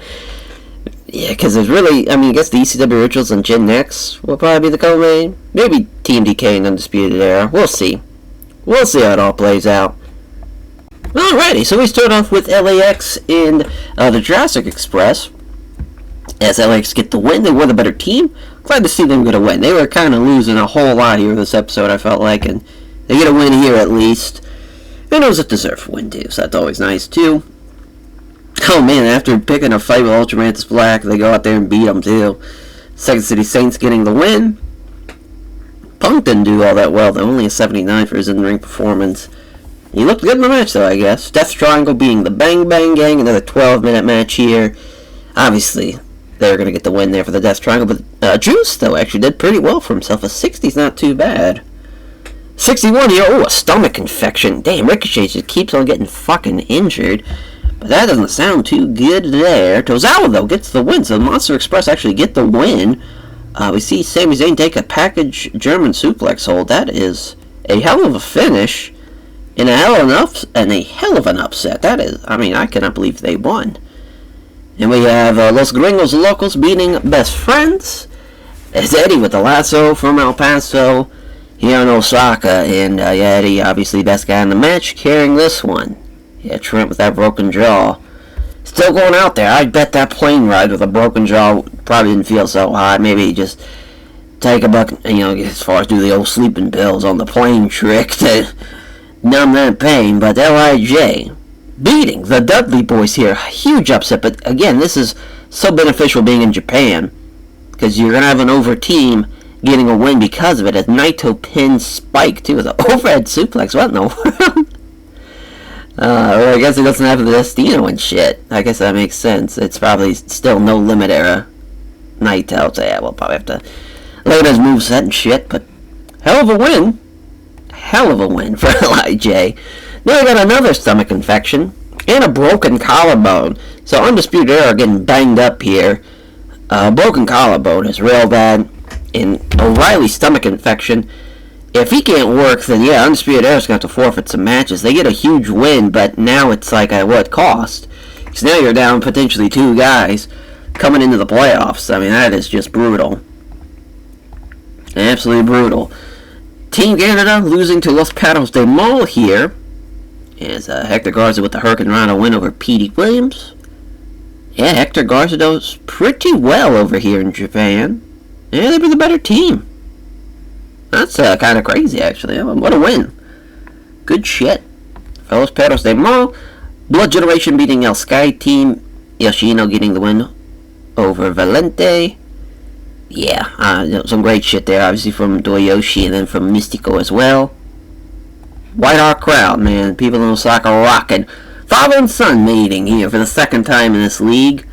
First time though for the Premier League seeing it though, because we saw it on the National League with the Heart Foundation and Suzuki-gun as Ray and Dom bowing it out here.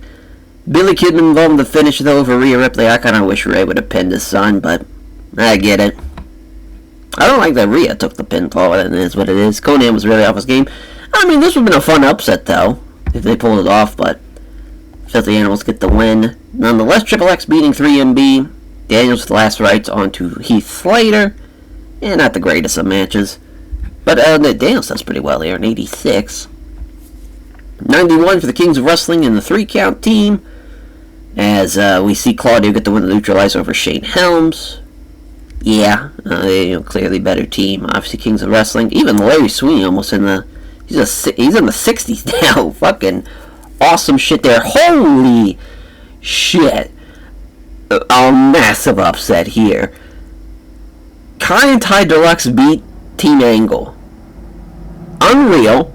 Taka gets the win with a Michinoku driver over Sheldon Benjamin. Crazy. Crazy win. Unreal. I mean, that's a massive, massive upset. Gen Next beat the ECW Originals. So Jack now getting the win over Sabu too, which that's fun. Sabu being back in Japan. Anytime they can do that, and Van Dam does well. Erie's involved in the matchup and not Shelley, because I just figured it was going to be a good matchup without him. And yeah, that definitely played out exactly that. CTU, though, beating the Brood. Hell of a win, and this is a perfect win for CTU. Gangrel so much worse than everybody else in the match. I think that's the reason why they lost this match. Liger and Edge doing the same ratings-wise. Right call here. Right call to have the win be CTU, and Liger wins the Liger Bomb onto Gangrel as well, and we see the Elite beat Team Extreme in our main event. Kenny with the One-Winged Angel onto Lita. Boy, that's a hell of a bump to take on someone who's had a broken neck. And man, that's a hell of a finish. Hell of a finish to take. But what a show, though, and what a main event, obviously. I mean, you could say it was kind of like a one-match show, but honestly, C2 The Brood was a great match, and probably could have been a little higher, just Lita. Or not Lita, just Gangrel was so bad, and even with Lita being as bad as she was, still a 99. But another 100 show for the Premier League. Man, I mean, who to put over? Jesus. I mean, it's just been amazing show after amazing show, it feels like. No, we haven't put over Liger in a hot minute. He definitely deserves it. They were great tonight. Fucking get a hug to Taka Michinoku. Just crazy. They got the win. And we're going to give a hug to Shelton, just being like, hey, bud, sorry that you lost out there. Kind of very crazy that you lost. And trying to think who else did pretty good tonight. A lot of guys banged up, though, too. Yeah, the Dudleys lost. Give some praise to Shingo, man. Them busting his ass. They just, just not a good unit compared to some of these other teams in the States. Also, at least Kyle and Ricochet are going to be fine, but Bobby's going to have a broken collarbone. Which obviously he'll be out, so it's just going to be Adam and Kyle. Oh, Future Shock back together. Oh, a little bump for Tasmania. Yeah. We saw him get injured. Yeah, hopefully he recovers quickly. Yeah, they gotta get their shit together. Yeah, huge success. Was the show. Frightmare, hopefully it's an off night. Luckily it's only minor for Ricochet. Same thing for Kyle. Yeah, just there's a fucking stomach infection going around.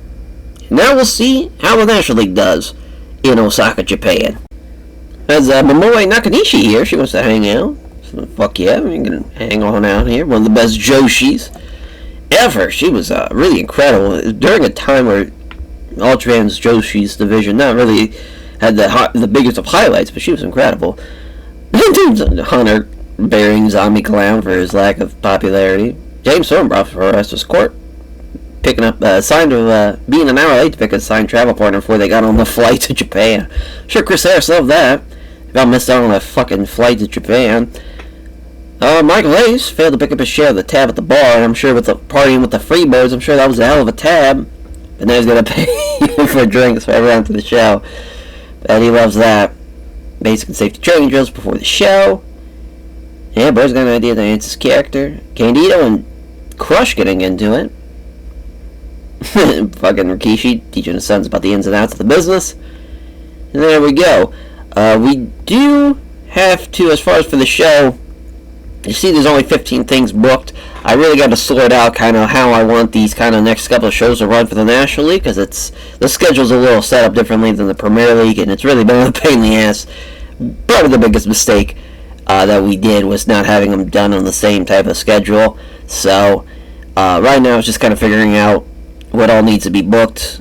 As far as the 4 teams left, basically what happened was those two, I guess those 4 matches, or those 4 teams couldn't really work out with a match where it made sense because they'd already either wrestled each other or whatnot, so it's a fucking nightmare. We're going to try and sort it out. If not, we're just going to skip those matches and just kind of punt them down the road, because we're so close to the end. We just got to get there, and we'll get those matches in one way or another.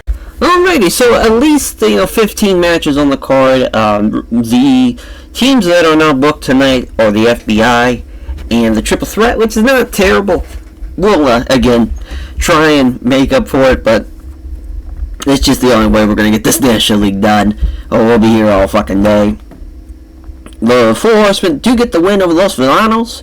3, 4, and 5. Rick gets the win, which I feel like we've already done this before. I feel like I'm getting a case of deja vu. As far as, let's see, Villano. Nope. Alright, well, how about that? I don't know for sure we'd have that match, but yeah, Rick gets the win. Obviously, they were the better team. The Bloodline beat Too Cool here as Tamatanga pinning Scotty Too Hottie after the double underhook. No surprise here, but father and son though. So third father and son meeting, as always, pretty cool. And yeah, Jacob fought 52. It was a close match though. Could have went either way. Could have went either way there, but the Bloodline pulled it off. Suzuki-gun beating the New Day. Lance Archer pinning Kofi. It's the Texas Tornado Slam. 73, 72, a 79 for Suzuki. Thought he'd do a lot better, but since obviously we're in Japan. So yeah, we're going to try the old Jimmy Garvin, Michael Hayes, Terry Gordy teaming, which it literally did about the same. So probably should just use Buddy Roberts instead. But Gordy gets the win over Zombie Clown. As then we have the Hart Foundation beat Los Brazos. Owen with the sharpshooter win over Brazo de Plata. Yeah, not the greatest of matches as well.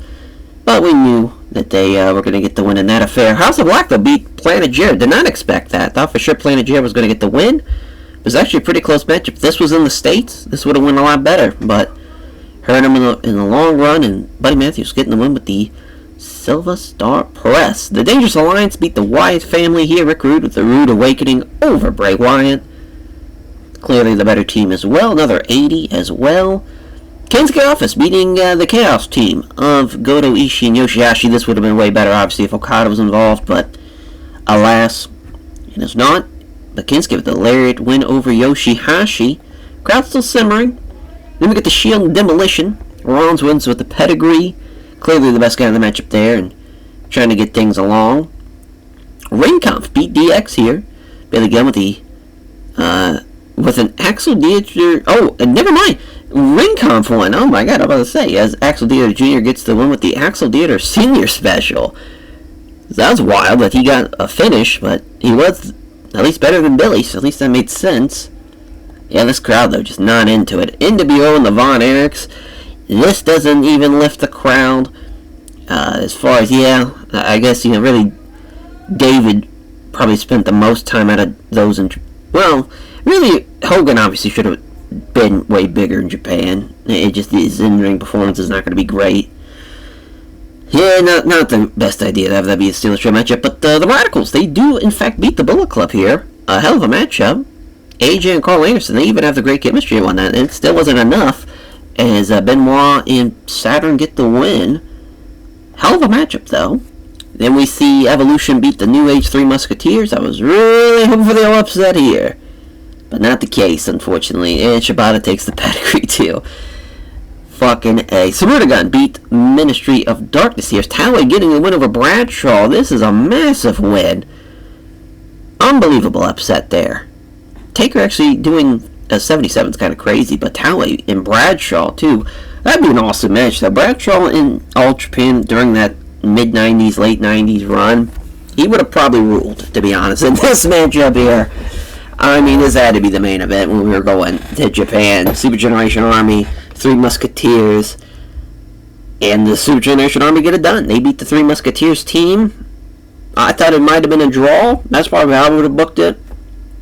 Just give it 30 minutes and each team gets a point, but a 99 for the show, for the match rating, rather, for the segment, and I don't know how the show's going to do, because that was literally the only great thing. It's still the 99 because of that match. That was literally a one-match show, but hey, we got it done in the end. Jesus. As we'll be putting over Kajimuto, Masahiro Chono, Benoit, which we'll hug him. We're not going to tell him he's awesome. That's probably words we don't want to reckon. Just say, hey, you're doing alright? Just checking in on him.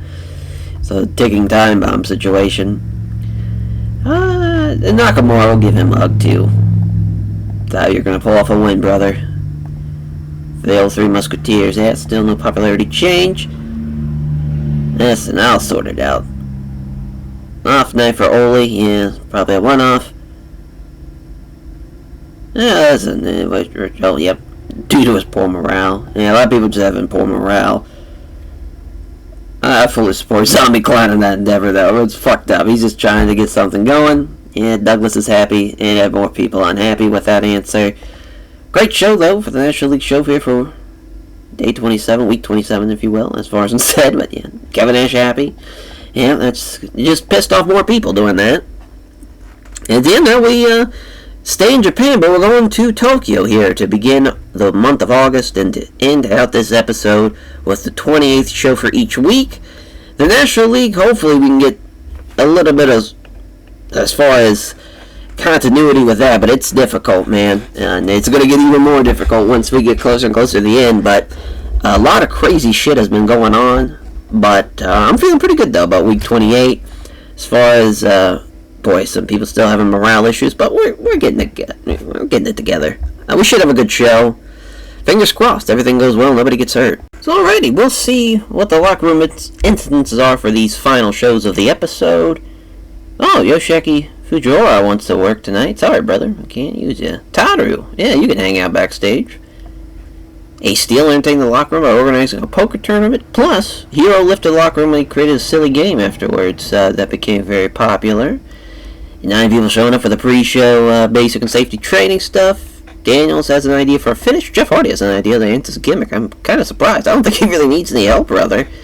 You're kind of the man. Sabu and Black Cat almost got in a fight. Same thing for Marco Stunt, Ultramantis Black. Evan Craig just turns up late.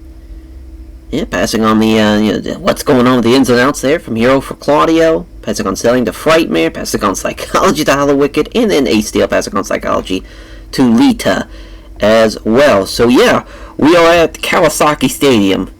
In our main event, it's probably going to be Team Extreme and CTU. That's a hell of a main. Or even the Death Triangle Brood matchup. But I want to have a Japanese team main. I think that's a fun main as well. As far as the Elite, also taking on Best Friends, that's tough. Would have loved to see that be on a higher level of a card for the Elite, but yeah, it's a hell of a 1-2 punch. Should be a good show. Alrighty, final show here of the episode. 26,000 people here in Kawasaki Stadium, and we start off with the Judgment Day, beating the Spectral Envoy, clearly the better team, with Rhea and Damian Priest performing above everyone. The old spectral envoy. Just keep on ticking. See, Damian Priest gets the win to South of Heaven. Getting the win in 6 minutes to week where I get in and get out. Let's hit the fucking plane and get the fuck out of here for that, that matchup. Los Perros de Mal beating Bang Bang Gang is Mr. Aguila as far as beating Colton Gunn. The Moonsault Juice with a 59. Hector Garza, though, almost in the 90s here in Japan. That's pretty impressive because he never really had a run in Japan. I want to say he worked the Wrestle Kingdom as like an undercard multi-man match, but like one of the early ones, like 2 or 3, one of the first couple of ones when he was with TNA still. Undisputed Era, though, they beat 3MB, really no surprise, with Adam Cole and Kyle O'Reilly, obviously a great team. It really helps them out, and it keeps them afloat while Bobby Fish is out with his broken collarbone. The 2 points for them. Team BK beating Team Canada. This is a huge win. Obviously, this helps them being in Japan as far as ratings-wise, and right call. Shane Ace gets the win, too, with a Black Swan splash over Eric Young.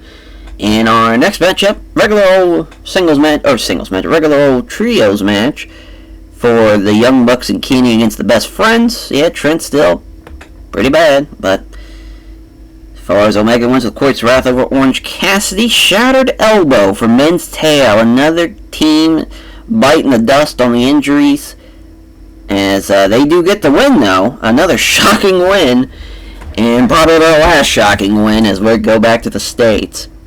As ECW Rituals, they should have won this fucking match. But it is what it is. As far as an elbow, shattered elbow. Brutal to see. Triple X beating the OG Bloodline.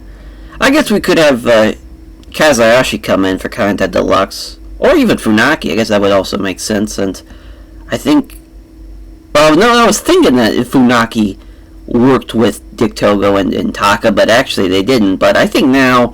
Because it's at the end of a line, I think we can kind of break our rules a little bit. We've been kind of doing that anyways, with Mystico coming in for Juristico, but Daniels gets the win with the last rights over Sami Zayn to get back to the matches.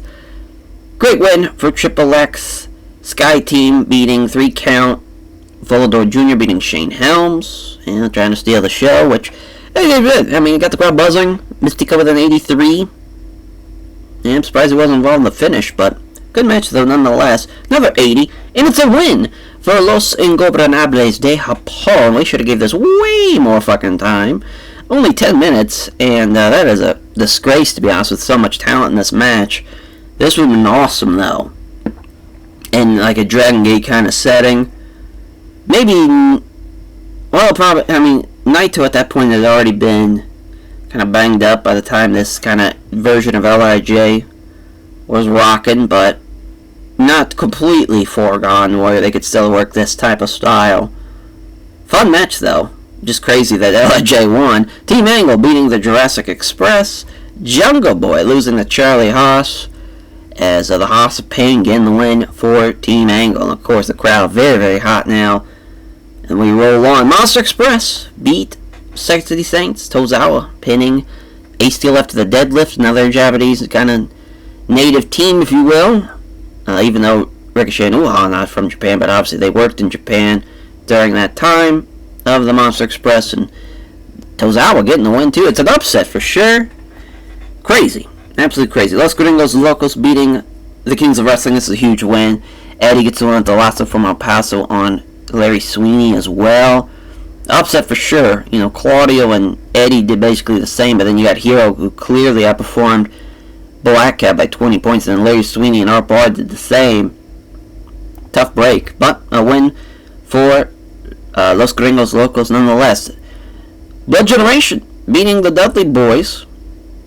I'm sure Bubba loved that, but fuck them. As Yoshino and Rookie Doi it was crazy over in Japan from the all-time tag league run, and now this as well. They've been having great matches and performances. They get the win with the Muscular Bomb over Spike. The Philly Animals beating LAX here.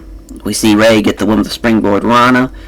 It'd be funny, again, Conan obviously has his times with LAX, being really the guy that helped being the mouthpiece and launching them into a kind of major program for TNA because of how well of a promo he was at the time. He's one of the best promos in the business at that time. The Brood beating the Death Triangle, so that's a great win for the Brood to bounce back. Edge wins with a spear, 2 over Pac. I'm sure Pac saw it like he just got shot with a shotgun. Love the finish, though, and it was a good match. Good match. Right team probably won. It was close. Probably an upset when you look at it, because Edge is only 5 points better than Fenix, and as far as Christian and Pentagon Jr., that's a 5-point difference as well, and then it's a 10-point difference for Pac and Gangrel. So, damn, this only got an 87. That's kind of crazy. I guess Jado and Guerrero didn't have as great a performance I would have hoped, but Liger gets the win, the Liger bomb on poor Lita. That's a hell of a finish. But the crowd not really into that as much as I would have thought. Who would have thought Los Gringos Locos and the Kings of Wrestling would have been the best thing on that card? Some talented people in it, but I just don't expect that to be as great as, especially over Death Triangle too, and the Brood. It's great matches. Great matches. And that's the end of the episode for the Premier League. And now, as far as, it's down to this final National League show, but there is just 3 more shows left for the Premier League, and they, now it's put up or shut up time for a lot of these teams. Poor fucking Van Dam. Got jabbed out of a fucking win. Men's Tao, give you a hug, buddy. Sorry for your shattered elbow. You got absolutely destroyed out there. As far as, honestly, Masato Yoshino and Naruki Doi, I think, deserve some praise for tonight's show. They were phenomenal in their match with the Dudleys. Great shit all around. And obviously, he's going to be out. Is Men's Tao. And that will give an opportunity for Sho Funaki to step in. Yeah. Hugely fucking disappointing. Yeah, we're obviously going to keep Rob Van Dam. I wouldn't say I was delighted it went so well. Off night for Valdo Jr. Yeah, Evan Craig just got to get his shit together. We're obviously going to try to keep Inoki as an agent. And there we go. So on to our final show of the episode. Week 28 show for the National League. Alright, Bison Smith wants to hang out. Fuck yeah, you can hang out, Bison. And so does Jumbo. So does Jun Akiyama. Of course you can hang out, dear brother. Hiromi Yagi wants to hang out. Sure. Damn, Rusher Kimura. We can't use you, but... Oh. Well, that's sad. Womp womp. And Von Erich showing up on... he was so high that, or at least... I'm assuming that would be just soft drugs. I guess it's... I figured maybe it was pills, but I figured that'd be under the hard drugs, but maybe not. But yeah, it's sad. Fritz passing on microphone work to David. Passing on selling the mic. Some basic and safety training drills, of course, for the show. David Von Erich and Kawada about fought. That'd be a hell of a fight, to be honest. There, Nakajima and X-Pac, listen, Nakajima, though, has that karate training. He would have, but X-Pac at least did some training in karate, not like Nakajima. Tomoichi and Tully Blanchard had an argument outside the venue. Mamaluke almost fought Shawn Michaels after he caused some damage to his rental car and refused to pay for it. Pretty fair. Christian Inoki trying to fight Cody Rhodes. That's hilarious. Baba passing a microphone work to Kobashi and to Kawada and selling it as well to Taue. And Chris Harris brought for Russell's court. He's not joining the rest of the locker room for a night out. Listen, you gotta come out to Roppongi with the boys when we're over in Japan. It's a fucking destitute, goddammit. But yeah, again, we got 14 matches booked here. We'll figure it out again to try and get a 15th match at least, but as far as the main event, 3 Musketeers to the Shield is probably a good main event to have. We also have Hard Foundation Super Generation Army. That's probably going to be the main. Evolution and Triple Threats also on this card. Some good matches. I wish Okada was in this, but now that Okada's not in it, it's not going to be as great. Bullet Club and House of Black's going to be interesting. We'll see how it all plays out. But that main event, though, of Hard Foundation and Super Generation Army should be a banger.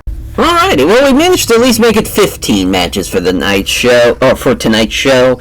The New Day and Los Brazos not on the show, but that's alright, we'll make it work. As far as for the Ministry of Darkness, they beat the FBI here in the first match. He got him up for a fucking tombstone, that's insane. A hip injury to Big Sally Graciano, which is probably a blessing for the FBI team. It's Ron Simmons who caused it. DX beating the Psycho Circus here as X Factor from X-Pac onto Zombie Clown. Yeah, they were the better team, so clearly they get the well-deserved win. The Freebirds beat Los Villanos. Buddy Roberts gets the win too for the Villanos team, or for the Freebirds team, with his 35, as he was really off his game. That was pretty brutal, but shockingly, I can't believe they won that for Buddy Roberts at least. But overall, obviously, Terry Gordy in Kawasaki Stadium, he knew he was going to bring it. As Volter and the Ring Comps beating the Bloodline here, as we see Volter hit a powerbomb on Tama Tonga, and yeah, clearly, better team getting the win there. Kensuke Office beating Too Cool. Again, kind of crazy that Kensuke and Katsuki Nakajima did not do as well as they probably should have done here in Japan. Another Steel Show match of Demolition beating Planet Jarrett, as we see Crush getting the win again. Planet Jarrett just keeps on losing now that they've been over here in Japan. Actually, Chris Harris should have done... They probably should have won. I mean, they outperformed them. Everybody, basically, if you look at it like down the line like that, yeah, they should have won. Kind of crazy. Suruga beating Chaos again. If Okada's in this match, this is even better, but Taue gets the win with the Chichubu Cement. Tough break. Taue and Jumbo in the 90s there.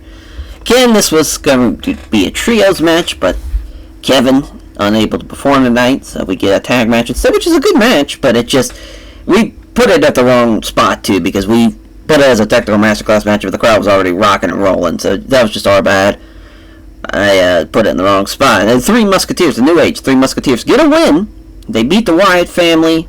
Thank God they finally get a win. It just took them being in Japan to get it done. It's a thigh muscle strain, too, for Luke Harper, which is tough to see. Another injury. The Evolution team beating the Triple Threat. Batista beating Shane Douglas and pinning him after the Spine Buster. It's a good match, clearly. Better team gets the win there, I'm sure, to Douglas's dismay. What could have been if Dean Malenko's in this match instead, but, yeah, obviously Arn and... We would actually have Tully be on in this match. I just wanted to see how Arn, Rick, and Rick and Tully would have done as a trio, because obviously I think Tully probably would have had better stats than Oli in this, but we'll see in the next episode maybe. Is Bullet Club beat House of Black. AJ Styles, another Styles clash, this time over Brody King, which that's a big motherfucker to be hitting that on. NWO beat Suzuki-gun. Kevin Nash with the jackknife on Lance Archer. It's a big guy to be hitting that on too. Then we got the Three Musketeers beating the Shield. Hell of a win, 100. 2 100s in the match.